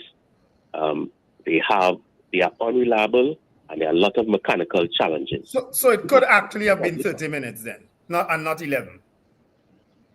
it could be more than 11 minutes that I'm saying. Yes. Yeah, because what you seem to be suggesting. What I would want to add though is that whether it was 11 minutes or more, 11 minutes is not sufficient to respond to an incident and be able to perform a rescue for the site of dwellings that we have in Trinidad and Tobago. There have been a number of studies by the National Institute of Science and Technology that looks into how fire spreads and the time it takes fire to spread. What we've been able to demonstrate or determine is that it takes approximately 2 minutes for a fire to move from its incipient stage, that leaving a candle in the corner that lights a piece of garment or a curtain or something of the order, and for that room to be fully developed. Once that room is fully developed, anyone in that room will be consumed by the fire. In fact, they would have died from smoke inhalation long before that flame would actually reach them. So I am a fire life safety educator. I've spent a lot of years dedicating myself to that. And I open my lectures by showing a video of how quickly fire spreads in a room. So within 2 minutes, a structure of that age, or a room, whatever room it would have started in, a bedroom, a living room, would have been fully engulfed. And at that time in the morning, persons might be asleep, they might be now awakened or not wakened. It's the time where it's at a high risk and where citizens, if they don't have the benefit of having a fire detection system, could find themselves in similar circumstances as the minister. So 11 minutes, it's way outside any operational or response standard that ought to be maintained, and that is the reason. That is the main reason we are saying the fire service's response was delayed. So whether or not they arrived on the scene and the hydrants had no water, the officers would have arrived with 2,000 gallons of water. That would have been enough for them to perform a rescue if required. So the issue of the water is not such as a big one as it's being made out to be. It's the issue of arriving. Yes, it is. It is the issue of arriving. And as I said before, had the Arima Power Station had multiple appliances, or the area of Arima been served by more stations and more appliances, maybe we could have seen a different outcome. That is the issue to focus upon, and not the ice, whether or not WASA would have boosted water or not. That question comes into consideration when we're talking about an incident that is prolonged. Yeah. We're fighting a major commercial fire. We need water consistently.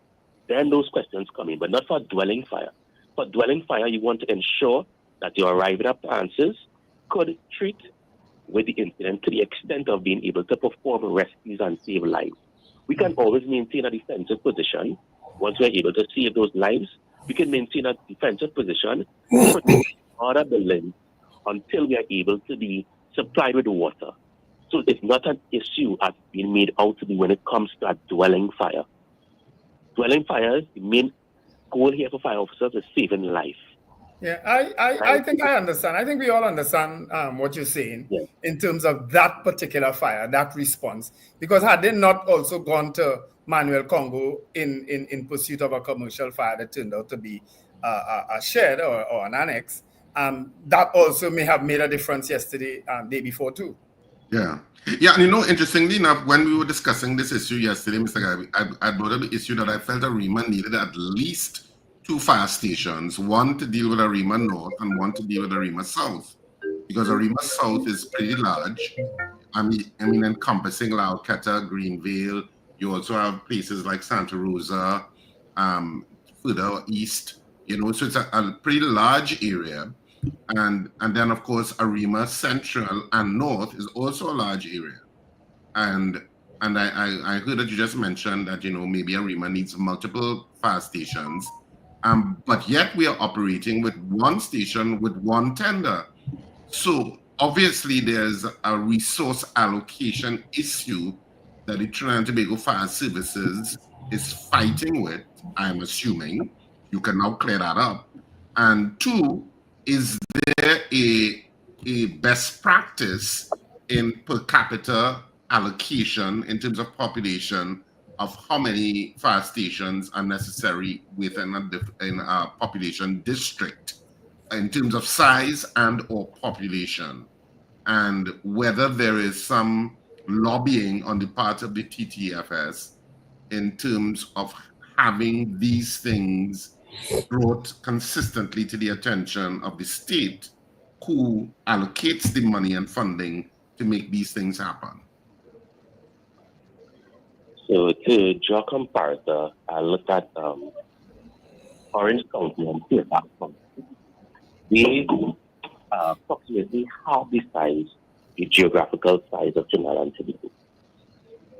Despite being half our size, we have 4 times the fire stations than we do. Sorry, twice the fire stations that we do. So they are half our size, yet they have double capacity. It would suggest if we were to use them as a standard, we as fire service in Trinidad and Tobago should have approximately 4 times the stations that we presently have. You would have identified several reasons why AREMA would probably require multiple stations or appliances. Let's add to that AREMA is also responsible for Valencia and its environs as well. So it's not just that AREMA is responsible for AREMA fire station. AREMA is responsible for AREMA and all the environs, even sometimes covering Sangre Grande fire station area. While it is quite unfortunate that there was a fire that required the AREMA fire station to respond in Tuna Road, this could have easily been AREMA fire station responding or supporting Tunapuna fire station with a fire in their district. Then the outcome would have been the same. We have too large a geographical area, too many built-up areas, too many dwellings, houses throughout Trinidad and Tobago for the fire service to remain the size it was many, many decades ago. We have not grown, and yes, we have made calls several times. The Fire Service Association, my predecessor, and myself have used both the formal lines of communication as well as informal ones to reach out to the Minister, the Permanent Secretary, former Chief Officers to inform them of the need to invest in the fire service. And it is why we had the Fire Service Association published a response to the budget allocations this year to the fire service, where we saw our allocations for vehicles and other equipment reduced by more than 60%. It went from $11.5 million, 11.2, don't kill me, in 2024 to $4 million for 2024-2025. And that is, and to put that in better context, it costs approximately $4.5 million to purchase an appliance. Mr. Guy, I need to ask you this before we close off, right? Because we understand all the issues of fire services. As I say, we have interviewed Leo Ramkisson for several years, and it has not changed much. But has the fire services determined at all in preliminary investigations what caused this fire at a Farfan Street in AREMA? The officers from the Fire Prevention Unit led by ADF Blackman and the CSI team from the AREMA unit spent most of the day at the location yesterday. We expect the final report and call will probably be determined by the end of the week. So we'll speculate on end of the day? The report to come out. No, the end of the week. Oh, okay. Mm-hmm. So fire services will be able to determine by the end of this week what caused that fire at Farfan Street in AREMA. These are the information that I have. At least I'm confident that they'll be able to determine and brief the relevant authorities of the cause violated. Okay. No preliminary hints, no preliminary investigations, nothing that you could tell us what may have caused it? No, that'll be responsible at this time. We want to allow the investigators to complete their investigation. I won't want to influence that or jeopardize that. Allow them, I mean, the week is not that long. Again, we expect them to come forward with a report, and I'm certain that the chief officer might. I think this is a matter of public interest now. So I believe it will be shared with members of the public. It is. And I don't know if you're aware that there are several WhatsApp groups with fire officers in it who have been giving their opinion.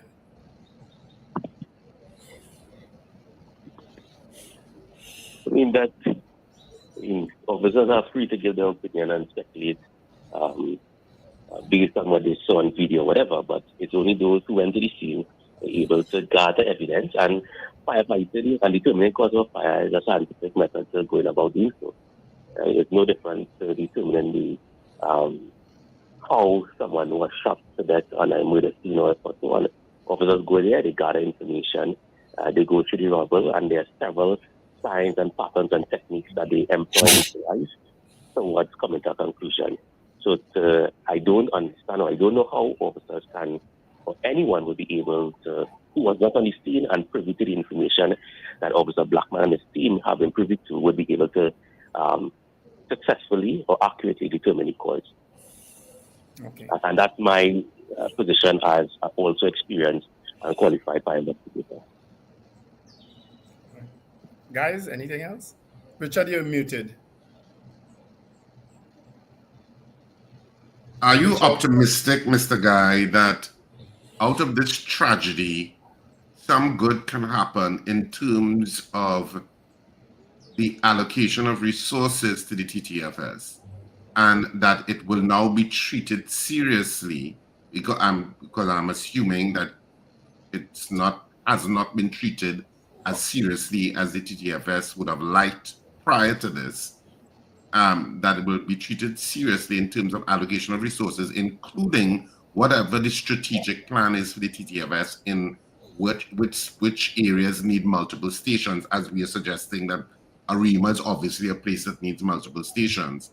Do you think that that will now have a better air in terms of allocation of resources so that we can have a system that leads to no deaths from fire in any given year? At least that should be the goal. Fire prevention is also our main objective here. I don't think there'll ever be a place where we'll reach the no death by fire. A long way to go before we can get there. Even the most developed countries still struggle with fully protecting their citizens. I'm hopeful, optimistic, but as time passes by, and as days go by since the incident, I don't see why things will change a lot. The only difference in this incident is that it was a minister involved. But we've had incidents like this in the past, and highlighted that in our release yesterday. We had the Marval incident where the three children died right next to Royal Bank there in Marval. In Roquinoque. Roquinoque.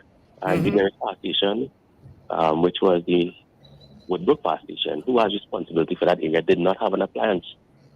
Last year, we had an elderly, visually impaired man lose his life buildings away from the Santa Cruz fire station, which also does not have an appliance.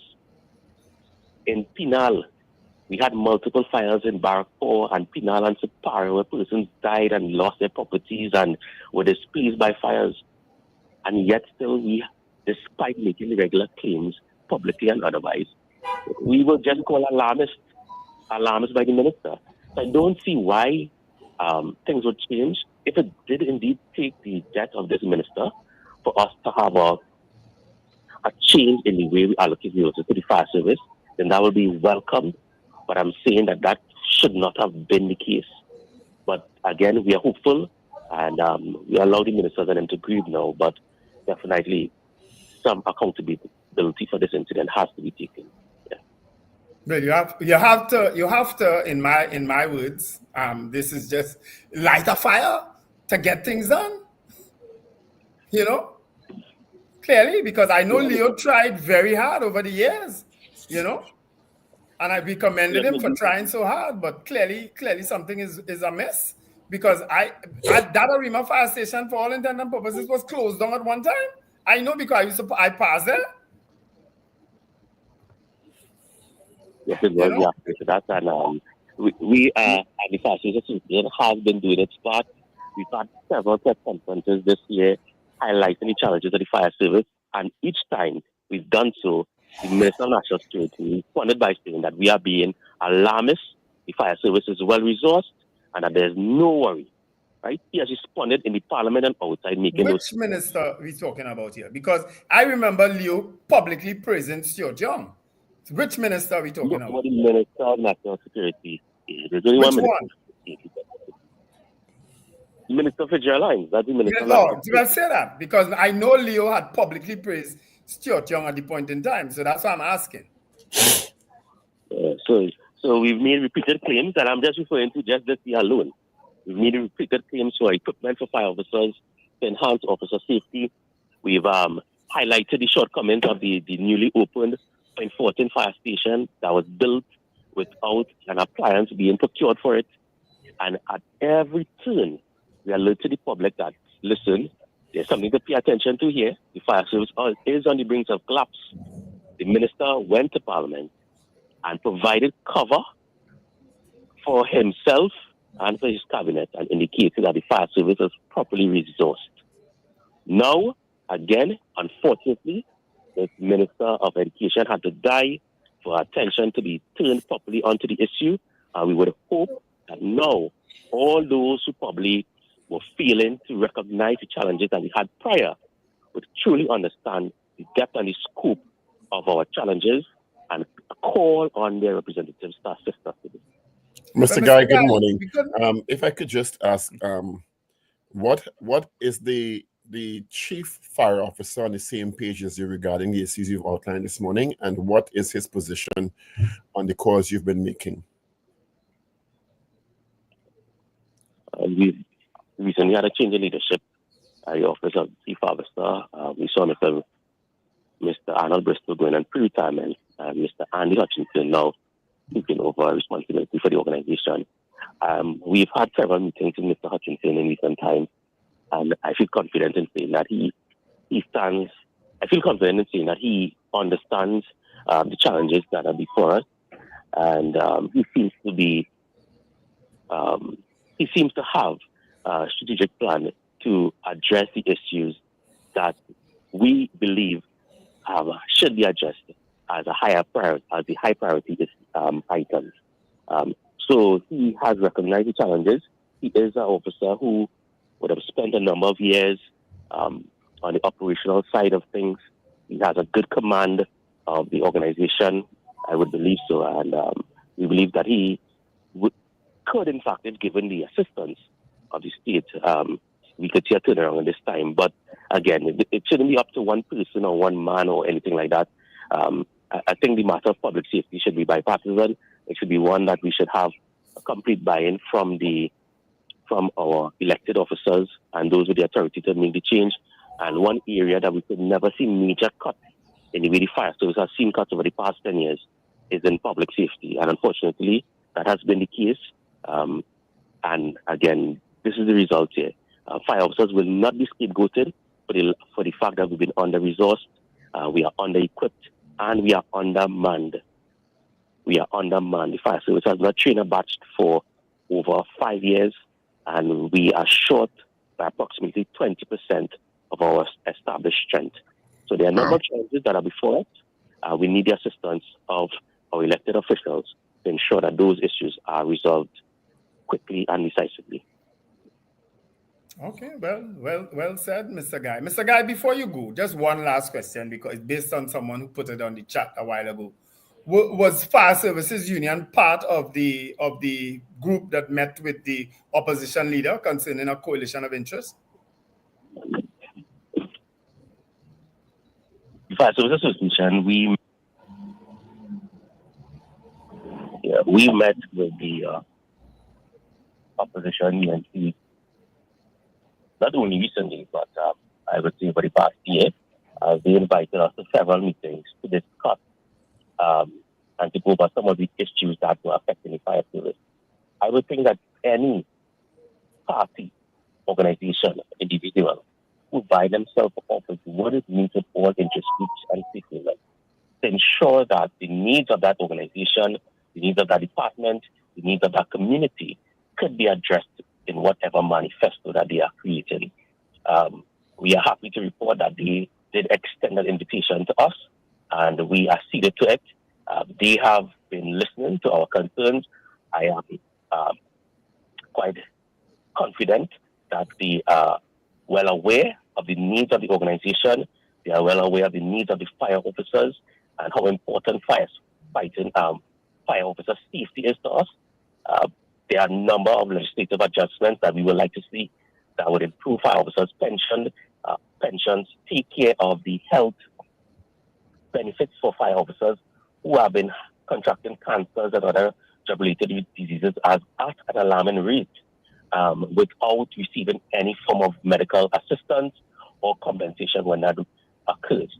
So they have extended their hand to us to hear our views, hear our opinions, and of course, we as a responsible association would meet and treat with them as we did with the MSJ earlier this year.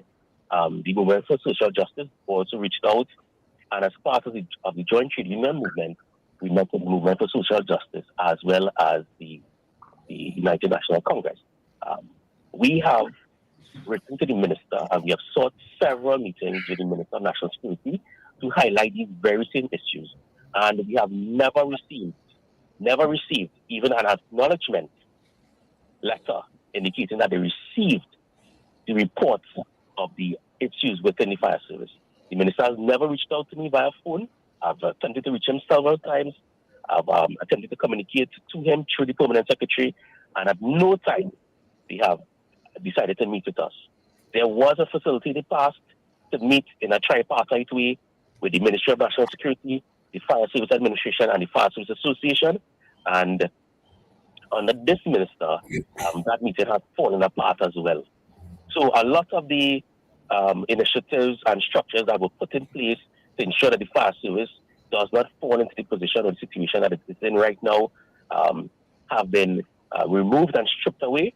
So it should be no shock to anyone, right, that we see an increasing number of officers being injured, increasing the number of officers dying as a result of job-related injuries and illnesses, and that the fire service is so woefully under-resourced. So that's a yes. Well, Mr. Guy, that's where we're going to have to leave it. I mean, the time has come up upon us. And so thank you so much for facilitating this conversation concerning the issue facing the Trinidad and Tobago Fire Services. And of course, this is your first interview with us, so hopefully it's not your last.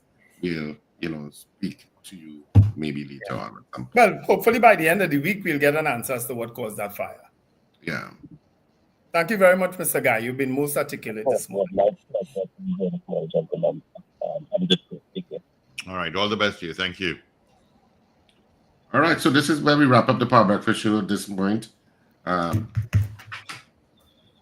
As we head to, it's midweek as we head to the weekend. Wrap it up now. Wrap up the Power Breakfast Show now. That's what I want to do. Wrap it up now. as we head to what's Christmas and to New Year's Day and all of the prosperity that 2025 brings. So have a fantastic day, whatever you do today. And remember to smile and laugh. Wendell, you should be the one to wrap it up. You're the one who is good at wrapping up things. Trust me, I'll be wrapping up. I just didn't get the opportunity today, but I'll be wrapping up before the end of the week. Have a great day. God willing, Have a great day. Be safe. Anyway, folks, have an absolutely wonderful day. Remember to let go and let God. Bye-bye. All right, guys. Talk to you guys in the morning. All right. Let's get into our 8 o'clock news brief. AV is in. This is your news bulletin from Power 102 Digital. It is time for your news update to 8 o'clock. I'm Afril Sintil Bab. Good morning. I cannot confirm that there was any water diverted to the area when fire tenders responded to the fire at Lisa Morris Julian's home on Monday. This is according to Fire Service Association of Trinidad and Tobago President Keon Guy, who spoke on the Power Breakfast Show this morning. He said that he would not be able to verify the information. However, he did explain that it is possible to have water diverted to the scene of a major fire based on a request from the fire service. He said that he could not confirm comments also by the Arima mayor yesterday that a water truck was present at the scene of the fire on Monday before the fire tenders responded. Questions are being raised now about why members of the TNT Fire Services allowed government ministers to access the burnt-out ruins of the late Lisa Morris Julian's home on Monday following the fire that claimed the lives of the minister and her two children. A post-mortem has determined that Member of Parliament for Dabadi Omera, Lisa Morris Julian, and her two children, 25-year-old Zion and 6-year-old Josiah, died as a result of smoke inhalation. Investigators are still trying to determine the cause of the fire. Prime Minister Dr. Keith Rowley has expressed profound admiration for the bravery and selflessness of Lisa Morris Julian, highlighting her ultimate sacrifice as she tried to protect two of her children during a devastating fire that claimed all three of their lives on Monday. An opposition leader, Kamala Persad-Basasa, says the government is planning to introduce legislation that will change and in some cases disqualify elderly people who reach the age of 65 from accessing the senior citizens pension. Opposition leader Kamala Persad-Basasa is warning citizens this will happen. Well, that was your update to 8 o'clock. Look out for news in full at 12 noon. I'm Avril Cynthia Bab. Good morning. Up to date and credible. Power 102 Digital.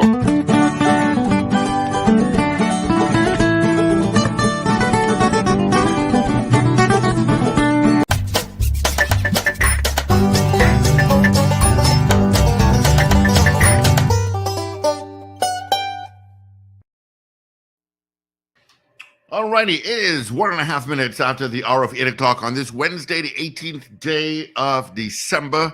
Yep, 7 days. Next week, Wednesday, 1 week, Denise Deming will be pulling out the homemade bread, the ham, the chow chow, and have the breakfast table all made up, I'm sure. Morning, Denise. Oh, you're muted. Morning, Steve. Sorry about that I was Morning, muted. dear. How you doing? I'm doing very well. You're just giving me a whole set of work for Christmas morning, right? Yeah. What's normally a traditional breakfast for Christmas morning? Your traditional breakfast for Christmas morning is pastels, ham, bread, sweet homemade bread, sweet bread, all of those kinds of things. And in my life, a lot of fruit and vegetables. There So you at this go. time of the year is a setup. I call it Portugal. People call it Portugal. You know, We call it Portugal. That's what we call it. We call it Portugal. And Portugal. Yes. You know, I try to avoid the grapes and apples. You know, I would have that if I go abroad. So I try to really focus on our local produce and the local things we have because they taste so beautiful. Just yesterday, I had pomsity, and I was amazed that it wasn't sour. Okay. Sometimes pomsity kind of hearty. Yes. It was lovely. I haven't had a pomsity in a long time. And you've finished all your cleaning and so on? Of course not. Yeah. You and everybody else. You and everybody else. Yes, all of us. Well, that's wonderful. That's what I wish you all the best for the Christmas season. I'm sure we'll see you soon. Do you have a guest this morning? Yes, I do. Stacey Sobers is there, but I'm not seeing her camera or her mic on. Oh, yes, she is. Good morning. Compliments of the season to you both. Compliments. Do a great show, ladies. Thank you very much. Okay, Steve. See you at 9 o'clock. Yeah. Welcome to Power Conversations, which is held on a Monday and Wednesday, but which is coming to an end. So we may not, I don't know when next we'll have a power conversation. But it's absolutely wonderful for our guest this morning, who is Stacey Sobers. We hope that the person in the maxi will look at and listen to the conversation and take part in transforming our culture, transforming our business and entrepreneurship in our country. That's one of the objectives I have had of this program. Please reach out to us on the chat or call us on 222-TALK. That's 222-8255. If you're in the US or Canada, it's toll-free 866-525-1099. And if you wish to WhatsApp, it's 868-318-1021. So hope to hear from you. Welcome, Stacey. And I begin this program by asking my guest, who is Stacey Sobers? Good morning, and thank you for having me. Stacey Sobers is a performing artist who has a love for Trinidad and Tobago culture and music in general, bringing positive music, news, views, as so many of our Calypsonians have done in the past and continue to do, to the art form that is Calypso. Mm-hmm. Stacey, how did you become a Calypsonian? Well, it's been in my blood. I was born into it. I was born into it. My father, Glenford Sobers, they call him Joe Cool in the Calypso world. No longer sings, but he was a Calypsonian, is a Calypsonian. Also, he is co-founder of Tropical Angel Harps, and he has his band New Age Trendsetters now under new management, but still his band. But I was born into Pan and Calypso. I was born into it. Absolutely wonderful. You say you were born into it. So what stimulated you to move from just being born into it to actually performing? Actually, I did a lot of background work. I did background vocals for my father when he sang. I did background vocals for Calypsonians when they have competitions, and it was just a natural progression to get to the forefront. I mean, I started doing reggae and stuff on my own, singing with a group called Black by Nature, went at party time in 1994 and all that good stuff. Came through the pipelines, and Calypso was just the next obvious step. Mm-hmm. And how would you describe your career, your performances? How would you describe your experience as a female Calypsonian?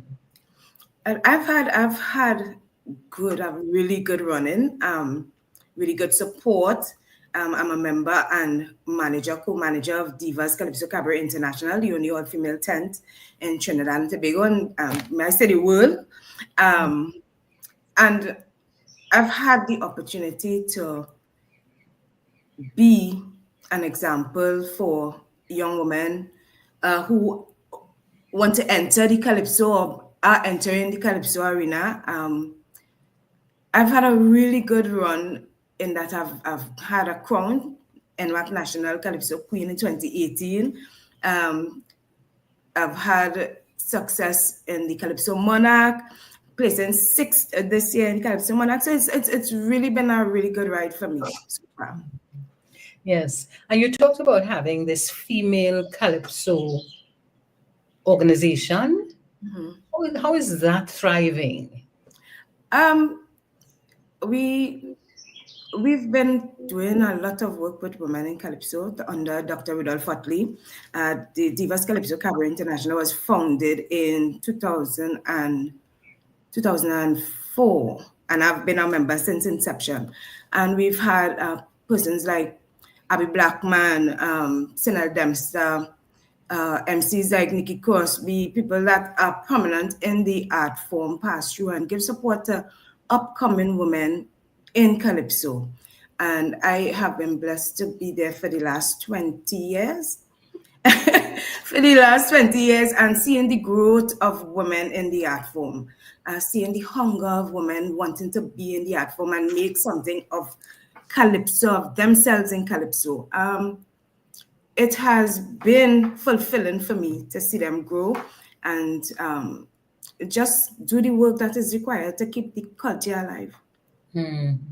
I'm so happy to hear you say that, because there's a view that Calypso is just fading. How do you feel about that? I don't think it's fading. I think we could do more to push it, to market it, take it in a different direction. But I don't think it's dying. We have so many young and upcoming Calypsonians. A lot of them doing well for themselves. Tizay O'Connor, former Monarch, who has been doing wonderful, putting on concert after concert successfully. We have young ones like Zayden Darius and Zachary Ransom coming up, holding their own. Zachary just performing the Apollo with so many of our big Calypsonians. And I mean, the music is there to be shared. It's how we share it and how we push it, how we market it. So I don't think it's a dying art form. I don't think it's dying at all. Okay, you just raised an issue of it depends on how we market it and how we share it. What are your views of how Trinidad is marketing and sharing Calypso? I think, like I said, I think a lot more can be done. Sharing it as tourism. Yeah. Marketing it as such. The packaging, how we package it to export it. I think we could do a lot more where that is concerned. We have so many carnivals all over the place. Why not just package Calypsonians, Rapso artists, the pan, everything, and just put a package out there to the world instead of just having mass in all the different areas. Put a whole package together and sell that. I don't know. Yeah, that's my thoughts. So what I'm hearing you say is that we should really be packaging all the aspects of Calypso. Yes. And marketing that to the number of countries where there is a carnival. Carnival, correct. We are the Mecca. We should be better than the rest. I'm just saying. We should be better than the rest. Everybody takes example from us. So why aren't we the ones that are pulling everybody to the carnivals? I mean, yes, we have a good influx of persons who come to Trinidad, but why aren't we exporting same? You know? So that's an absolutely wonderful question that you've just asked. And I often talk about, is the person on the maxi understanding what we're saying? But you've just said that what we need to do is to package the different elements of our carnival and export that for sale at different carnivals all over the world. That's my humble opinion. That's me. I don't know how the rest of Trinidad and Tobago feel about it, but I'm very much passionate about our culture. It's a beautiful thing. It is a beautiful thing. It has been a beautiful thing. My issue with our culture is that it's seasonal. It's seasonal. We should be having shows throughout the year. Shows that will generate income for everybody. Shows that will bring people to the shores. We need to do a little more for this culture. That is, yeah. I just want to disagree with you and say it's not a little more we need to do. We need to do a lot more. Yeah. To keep it afloat. Keep it afloat. It is an art form that has great potential. Great potential. I mean, look at the people that comes to Trinidad for carnival from everywhere. And we have people following carnivals everywhere. And we are the Mecca. So why not do something with it throughout the year and try to, build it and push it as a sustainable something, Yes. What do you see as our biggest challenges, though, in making it into a global product? Like just say, one, promoting it. Yes. How we package it, promoting it. If you want it to be or have global appeal, you have to market it as such. You have to market it like it has global appeal, Look at we have to look at topicality at times too. What we putting out there. It doesn't have to be everything about Trinidad. A good example of that would be Terry Lyons. What's the name of the song? Once You Go Black, Harry. Once You Go Black. That has global appeal for me. Yeah. So I mean, there's a lot of things that could be done to get it to where it needs to be. And that's such a good idea, and what you've just talked about is instead of having local topics, we could have some global topics. And I mean, that's what it used to be a long time. I mean, so why not, if it's not broken, we're trying to fix it. Yeah. Look at Stay Up Zimbabwe. That is far-reaching. So we have the evidence that we can have global appeal. We just need Absolutely. to get it together now. Absolutely. Absolutely. All right, all right. Tell me something. When you were the Calypso monarch, tell me about that experience. Calypso queen. Calypso queen, not monarch. I'm sorry. Thank you. No. Thank you for putting it out there. I received that. Carnival is coming. Who knows? Who knows? I received that. Okay. The winning of the queen solidified for me that I am doing the right things with regard to the topics that I'm singing, the positive message that I love bringing to the people. It pushed me to want to do more. It gave me a space. I mean, I'm a lot more people know who I am now and follow religiously my career. I've been able to tour. I've been to London. I've been to Canada. I mean, it has opened a lot of gates for me. Mm-hmm. I also won the St. Kitts Nevis Calypso Queen of Queens in 2018 as well. The same year that I won Trinidad NWAC National Calypso Queen. So it has opened a lot of doors for me. So I'm really appreciative of the culture, as you can see. It's interesting that you also won it in Nevis, St. Kitts Nevis. And my question there is, how do you feel about allowing other non-nationals to participate in our competitions? There again goes the international appeal, right? I don't know how they would structure it, but I don't think there is an issue. The music is far-reaching.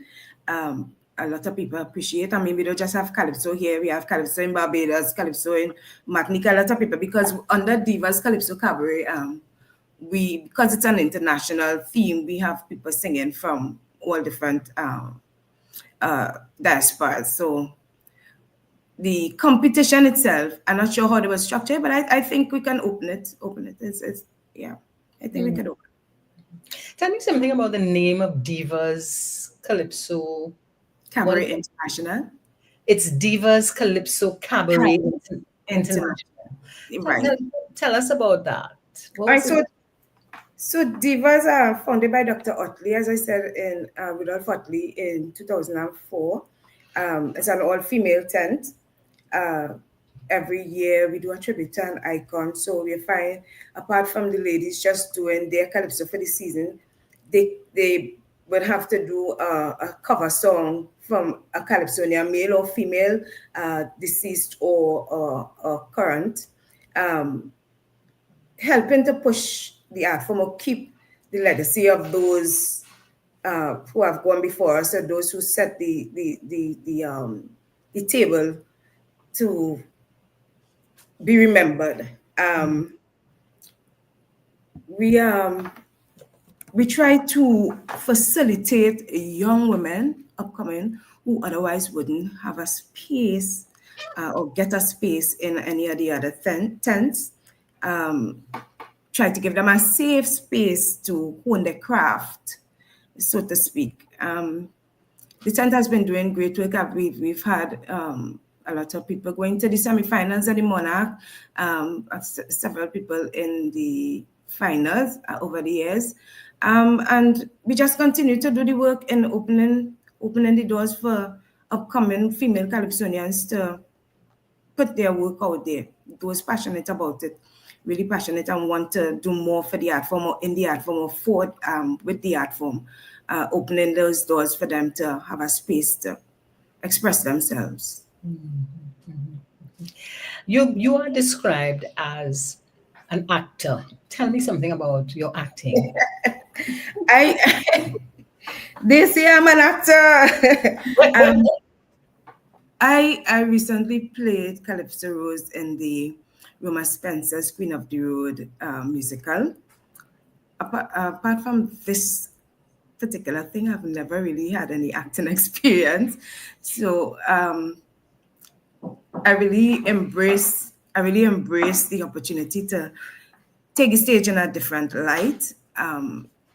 I really enjoyed portraying Calypso Rose and getting the feedback from the audience with regard to the performance and just having that opportunity to showcase an icon before she leaves us, because everybody yes, the other ones just leaving us. I am happy that she was able to be alive to know that someone is recognizing her in this kind of way, a whole story about her life. I really enjoyed portraying Calypso Rose for the Calypso Rose musical, excuse me. Yeah. Mhm. So tell me something about what you learned from taking on that role as an actor. What did you learn? Roma Spencer would have chosen me to do the song, to do the musical, one, because she felt that I could portray it, or I looked a little bit like Calypso Rose, and I could sing. She said she wasn't sure that I could act, but she knew that I could sing. I lost my train of thought. And what I am trying to get from you is to tell a story about Calypso Rose. What do you remember? Right. There we go. So Calypso Rose has been one of those women who has opened the doors for other female Calypsonians in Trinidad and Tobago, one that is looked up to. I have gotten the opportunity to showcase her life and her times, her hardships. What I've learned from that is, one, humility. Two, that no matter the struggle, you can persevere, because if you look at her now, she's one of the only Calypsonian to receive a French award. She has she received a French award in 2017, I believe it was. Yeah. So being able to stand and as Calypso Rose has really given me an opportunity to shine in a different light. And I take away from that the humility and the struggles that you can build on for positive change. What do you remember about Calypso Rose's background? How did she grow up? Where did she come from? Right. So Calypso Rose, Tobago born. Her father was Baptist minister, so singing Calypso in the household was not, it was taboo, because that was devil music. But she loved it so much. When she came to Trinidad, her aunt adopted her and brought her to Trinidad. She was exposed to a different light in the music, and she's been writing since she was, I think, 9 years old. She entered the Calypso tent at age 16, I believe. 16, 17, she started singing Calypso tent. Recognized by the then Prime Minister, Dr. Eric Williams, as a wonderful performer, because I think he was the one that advised her that she needs to be in a tent in Trinidad. So she came to Trinidad to pursue that. Her aunt actively pursued that with her so that she could be in the tent. Calypso Rose, she was one that had really had to stand up for women, other women in the art form, in that she, at that time, it wasn't a time when women were accepted as to sing Calypso. So she really had to stand up and push and fight to be a part of what the art form is. So in that, she has really opened a door for a lot of women to stand up and say, this art form is worth fighting for, worth being a part of, And she continues to do the work. She continues to do the work even today.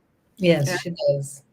Yes, she does. And that is really brilliant that a younger woman was allowed or invited to perform as Calypso Rose. Because one of the things that my observation is that our younger people and don't know about some of the older people and what they've done and what they've achieved and so on. Yeah, yeah, and I mean, we need to do more of that, I believe, bringing the life and times of our icons to the fore. We need to do a lot more of that, and this Calypso Rose musical is just, I think, the tip of the iceberg. I'm not a writer of sorts, but I would like to see more people study the art form. I did the Master of Arts in Carnival Studies at UTT, graduated in 2022, and I think we could open up a lot more doors and push the culture further if we continue to make Calypso what it can be. And if a miracle happened and you could transform the way we are managing Calypso or music or live entertainment or carnival, what are some of the things you would do? For one, open an institution to hone the craft of a Calypsonian. I think we need a platform. We need a platform to teach performance. Maybe mic technique, because I have a lot of people that do that wrong, right? Writing is necessary. I mean, you write your own song, you get more money, right? You don't have to share with anybody. So writing, teach writing, basic music theory.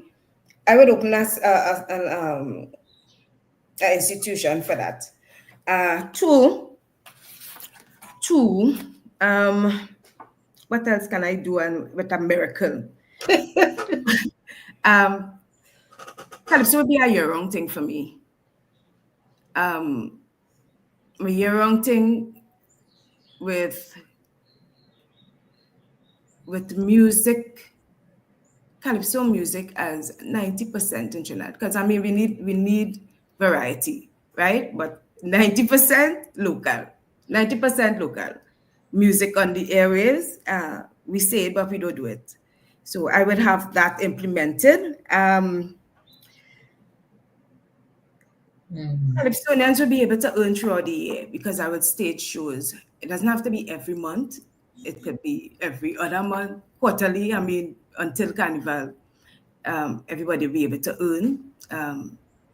We'll see vendors earning, we see hairdressers earning, we see the nail techs earning, because everybody will get a slice of the pie. Everybody will get a slice of the pie. So I would definitely do more shows year round. Yeah, that would be my thing. Okay. So create an institution that gives us a platform, and then create more frequent performances, shows, so that everybody can benefit. Yeah. And you know, if that happened, one of the other things that will be absolutely wonderful is that young people will also see what our past was like and see those persons who are prepared to become culturally diverse and culturally participant. Yeah, I mean, I think they will, because it's in their face. And you know, growing up, you hear your parents play music and you automatically drawn to that music. You grow up with that, you start playing it in your house because that way you know. Yeah, like it's a flow, a cycle. It's a cycle. So what we teach them is what they know. Yeah. But right now they're teaching themselves. So right now they're teaching themselves. So it starts in the home, maybe in the schools. Just a lot more opportunities for the youth to know the art form, to be a part of the art form. I think we will be fine. Okay. So when you went to school, did you do music at all? I was a designated singer in secondary school. They write a calypso and tell me I had to sing it. Remember, it was a calypso about drugs. Tell them no, tell them no. And the lyrics was pedestrian at best. Tell them no, tell them no, tell them a big fat no, tell them no, tell them no. Take your cocaine and go. I remember that. That's secondary school, maybe Form 2, Form 1, Form 2. But yeah, I was a designated singer then. And up to now, my friends, because a lot of them moved from junior secondary to senior secondary with me, a lot of them come to my shows. A lot of them support my shows still, so. As the designated singer in school, they remember you. Yeah, they do. They do, and they support. Yeah. We've talked about Calypso, and you've just talked about the shows that you do. Tell me about the shows that you do. Right. So annually, my management team and I put on an event called Crackers and Cheese, steeped in Calypso music. The first one was done as my exam when I did my associate degree in music and performing arts at Costa in 2019, and we've been doing a production every year since then. I think it has grown tremendously, and our main goal is, as I said, to have something cultural throughout the year, to make sure that there's a show on Carnival, on Calypso, on the art form, in the middle, smack dab, in the middle of the year, right? So we do something for Emancipation. We also do a show in the Calypso History Month space. So Crackers and Cheese, we just did our seventh edition, sold out at Central Bank. And we continue to go from strength to strength, keeping the art form alive. Crackers and Cheese is the. Tell me about that name, Crackers and Cheese. How is that related to Calypso? Right. So the name came about, as I said, when I had to do my final exam for Custard. And because I was singing different genres, I did Calypso, classical, jazz, different genres. We wanted to find a name that would have an appeal for each, that will give a cohesive title to each genre. And we came up with Crackers and Cheese, in that Crackers and Cheese is something that, no matter if you're rich, you're poor, you have most of crackers and cheese in here. So we call it Cricks and Cheese, but just for the aesthetics, we call it crackers. But it's crackers and cheese is something that everybody has, so everybody eats. So even in the for want of a better word, the highfalutin parties, right, as an hors d'oeuvre or whatever, wine and cheese. So I mean, it stuck, and we have been using it since, and it's a growing brand. It's a growing brand. Lovely. Do you sing other than Calypso? Absolutely. Then I would waste my my schooling if I didn't. Yeah, I sing jazz. I sing everything that I could possibly sing, because I'm an artist first. So I want to have that appeal to any genre. I could fit anywhere. So yeah, I sing jazz, I sing R&B. I sing with a band called Music Connection, and we do a lot of covers, different genres. I recently did North Coast Jazz. I had my own jazz show at Cafe Blue in April, on the 4th of April. And I'm just trying to be all over the place, you know. I just try to be all over the place and make people happy. Music is the language of love, and I think in giving love through music, we can reach a lot of people. Interesting that you say you sing jazz. Mm-hmm. How did you begin to sing jazz?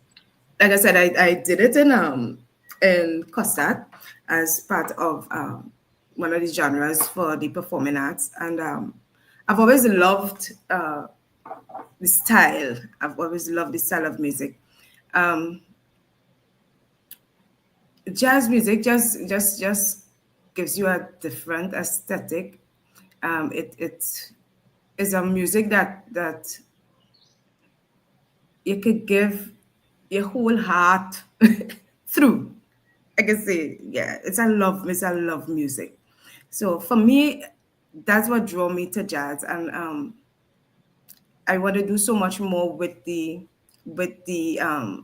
jazz music. I'm marrying it with calypso as well, because we have a nice space for jazz, a nice season for jazz in Trinidad. So I think that's a market that I recently stepped into and doing well with it so far. So jazz is working for me. So you sing calypso, you sing jazz, you sing rhythm and blues. I sing everything. Do you do classical singing? Not at events, but I'm trained to do classical music. Absolutely. If a young person was listening to us and that young person had a voice in the way that you have a voice, what would be your advice to that young person?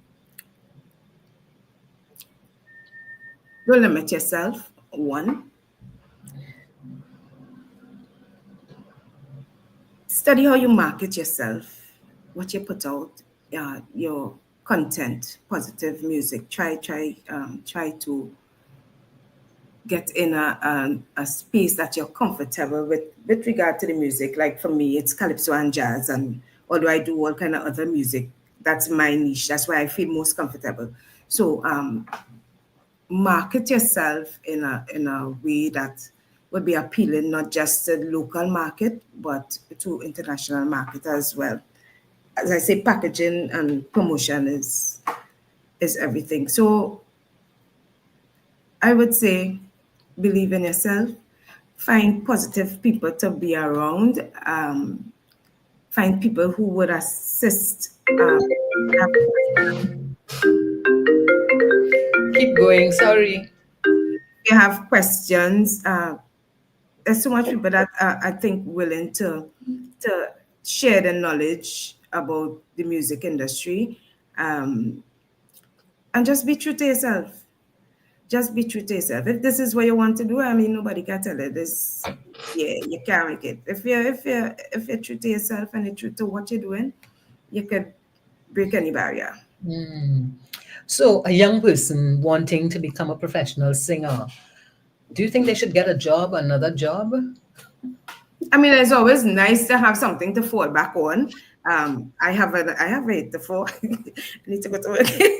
I have an 8 to 4. I work during the day. It's always good to have something to fall back on. Because I mean, you ain't going to be 50 and still singing calypso. I tell my management team I have 3 more years to sing in competitions and stuff. And at age 50, I don't want to be on the platform vying for nothing, right? So I would still have my 8 to 4 to fall back on, right? So it's the best thing is to, I mean, if you want to do it as your main source of income, you have to work towards that.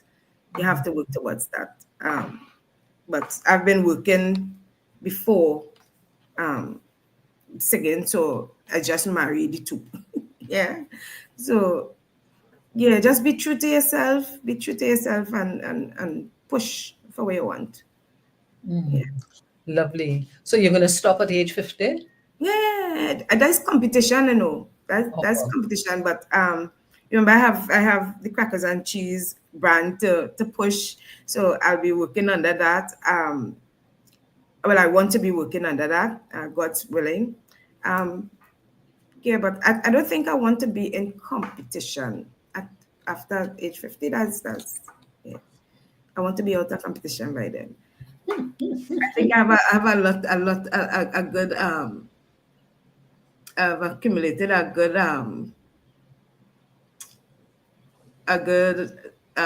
compilation of music, positive music that I could use. There's covers, so yeah. At 50, I don't need to be in competition. So tell us about how many songs have you sung? How many calypsos have you sung? You want a finite number? No, I don't want a finite number. I just want to get an idea of. So I've been singing since 2004 professionally. Well, 2001 professionally, as I would have had my first song would have been a soca song called Let Me Know When You're Coming, which is still popular on the airwaves, but could have well over 100 songs, you know. Wow. Not performed, some not performed, but yeah. So a young person wanting to become involved in calypso music, that's the kind of thing they need to be able to do, have about 100 songs. No, not necessarily. Sometimes you only need one hit, you know. Sometimes it just takes a hit. You know, it just takes that one good song, that one great performance, and you're in the door, you know. You're in the door, and it's just you to maintain it. It's just you to maintain it. I mean, when I started, Let Me Know When You're Coming, a lot of people didn't know, a lot of people still don't know that I sing the song. And the song plays like if it's a fresh song released every year. But I don't know that would have left me not wanting more. Because calypso has now taken over my life. And I continue to do the positive music and reach the masses as calypso is supposed to do. I reach the masses and people are very appreciative of the music. You talked earlier on about doing a lot of backup music. Tell us about that.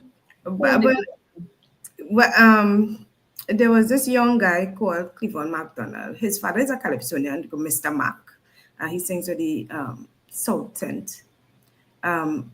He would have entered 12 and Under and Junior Monarch and stuff like that. And I was always the backup. I was always the backup singing chorus. Apart from that, I do background vocals for my dad. I do background vocals in studio. I was just in the back. Just in the back. But at some point in time, you had to come forward at some point in time. So it just developed naturally. It just developed naturally. What did you learn as a backup singer? That I am very important. I am very important because a lot of people don't move without the background. Because I mean, a lot of artists sing with the tracks. And it's one thing that has irked me. It's just me, in my humble opinion. I hate to hear people, I hate it as strong word. I don't like to hear people singing on a track with their vocals. But if you have a TV track that is just music, having a background vocalist is not small feat, small feats. So I love to have live backgrounds. I don't like singing on tracks without background. Well, that is very strange because my observation is a lot of people sing on tracks. And I mean, you're singing on your track, but when I say sing on track with the song playing in the background, the entire song. I mean, there's TV tracks where it's just music and maybe the background vocalist parts on it, but people singing over the full recording, and that just irks me. I think it's a form of robbery for the patrons. For me, that's just me. You're not giving your all. That's just me. I think that is such a brilliant opinion. That the singing on tracks, that it's robbery. Yeah, I think it's. I mean, I understand that people may have numerous gigs and singing for a long period of time or singing the same thing over and over. You get tired and you need you need the support. Background vocals is coming in handy there too, right? So it's just one of those things that I find people shouldn't be doing. That's just me. Yeah. So, what legacy do you think that you're leaving in this country in terms of music? A legacy of positive music. catalog of positive music with something for everybody, especially women in Calypso. Especially women in Calypso. Yeah. My song for this year, Respect the Tribe. That song is such a powerful song. It's one that brings back the old time days. Each one teach one, each one help one. Remind us that you can't do this by yourself. You always need help. And you had to show appreciation for those who give you a hand up. You had to show appreciation for people who just give you a good word. Somebody who say, yeah, you could do this, girl. Thanks for the opportunity. A lot of people don't say thanks no more, because they always feel that nobody help me, I do this by myself. But even the man who dropping it at a show, the man who dropping it to the studio, yeah, you help you get there. So it's a matter of just showing gratitude, attitude of gratitude. That should be a slogan all over the place. Have an attitude of gratitude. Because the more you give, the more you get. Especially if you give it with a good heart. Especially if you give it to those who really need it. To those who want it. To those who asking for it. When you give, you get. I believe the more you open your heart, the more people receive you, and the more you could receive from them. So yeah, the legacy would be positivity and a good catalog of music for women in Calypso to fall back on or to look up to and want to strive to. That's it. Absolutely wonderful. In terms of live music, how do you feel about the amount of live music that we have? Do we need more? What should we change? Live music is life. I prefer live music over tracks any day. Like I said earlier, when you have live events, everybody could get a slice of the pie. Because you have performers, you have the band, you have the person selling on the street, you have the hairdressers, you have the makeup artists. Live music opens a gate for economic growth. It opens a gate for good entertainment. It opens the gate for community togetherness and common experiences. Yeah. Absolutely lovely. And as we're about to wrap up our program, what would you like our listeners to just take away from this hour of discussion that we've been having? One, the art form is not a dying art form.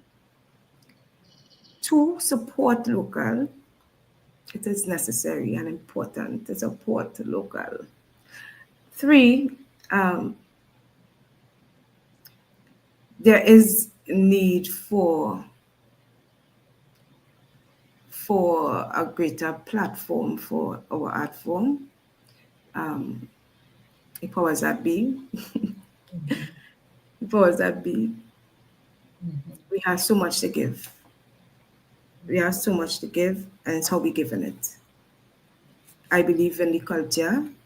I believe that the music could do so much. The music brings people together. I mean, we are known as the happiest country. We have the happiest music. So why not share it with the world? Why not do more to get it out there? Why not do more to grow it locally? When I say locally, get more support for it here. Push it through the year. I know we're still fighting for that 100% local on the radios, but yeah, we need to hear more of us. We need more of us. So Yeah. Well, support local. You've raised that issue of 100% local music, and that has been going on for a long time. Oh, yeah. That's why I say we're still in a fight for that. How can we transform that? Because what I'm hearing is maybe it's about 10% local music I'm hearing. How do we transform that? I mean, it's up to the stations, the persons in charge to implement same. Because, I mean, we can do it from the outside. So they have to do it. They have to push it from inside. That support for it. They have to support it. But I mean, yes, you don't always just want to hear the same thing over and over. But a lot of other people play their own music. They play their own music 24/7, right? But I think it lies within the hands of the radio stations and the owners. And I do think that there is enough music. Too much. So that it's not a question of how much music do we have, because I think we have a lot. The number of young people who are involved in the music industry. And then sorry for cutting it, but it's not just calypso. We have soca, we have raga soca, we have rapso, we have chutney soca, we have pan, it's so much different genres in this one culture that we could push, you know. Yeah. I'm totally with you on that we have so many different genres of music that we create. Yeah, we need to start promoting it for ourselves. Correct. Or the world will start to look at us and say, we're doing quite well. Yeah. Just as I didn't ask you this before, but who is a performer that's in your mind that you totally respect? There's so many. Let me hear them. Past and present. Past and present. Past for me would be the late singing Sandra, God rest her soul. Calypso Rose. Present, late Black Stallion. The late Shadow. Those are people that I think I would like to think I had a good relationship with, people who would always give a positive word. Yes, they see you doing good, that kind of thing, motivating. Present, Joanne Tigress Rowley.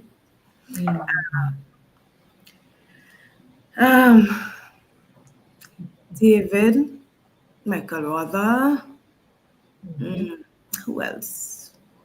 There's so much. There's so much people that we have to look up to or thank for opening the doors and leaving us with so much good music. So much good music.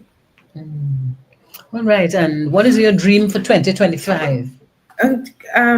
Calypso Mana. And then I could stop at 50 without that.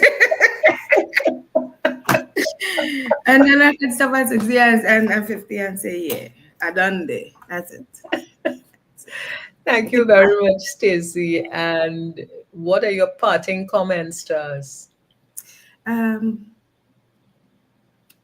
Live good.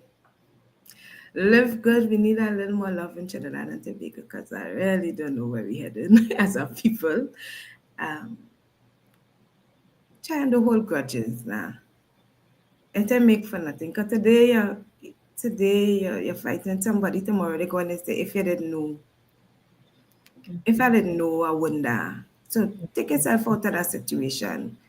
Try and patch up things. I mean, sometimes it's be silly things that we're fighting for, eh? Sometimes it's be so silly. Things that we could just have a conversation about and say, well, let me laugh at that and put that behind your back. Life is it's fragile, fleeting. Here today, gone tomorrow. So people try to live in love. Try to respect one another. Try to support one another, because you never know. You never know. You never know. And that'll be my part. Okay, thank you ever so much, Stacey Sobers, an actor, a Calypsonian, a jazz singer, someone who's passionate about music, someone who believes in positivity. Thank you ever so much. We look forward to your future and best wishes for you to become the monarch. Thank you.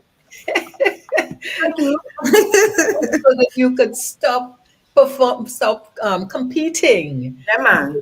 Yeah, man. Thank you so much for having me. Merry Christmas to the listenership and to you and your family. God bless you and continue to keep you. Thanks for having me. Thank you very much, Stacey. And goodbye. So we just pop out of the studio.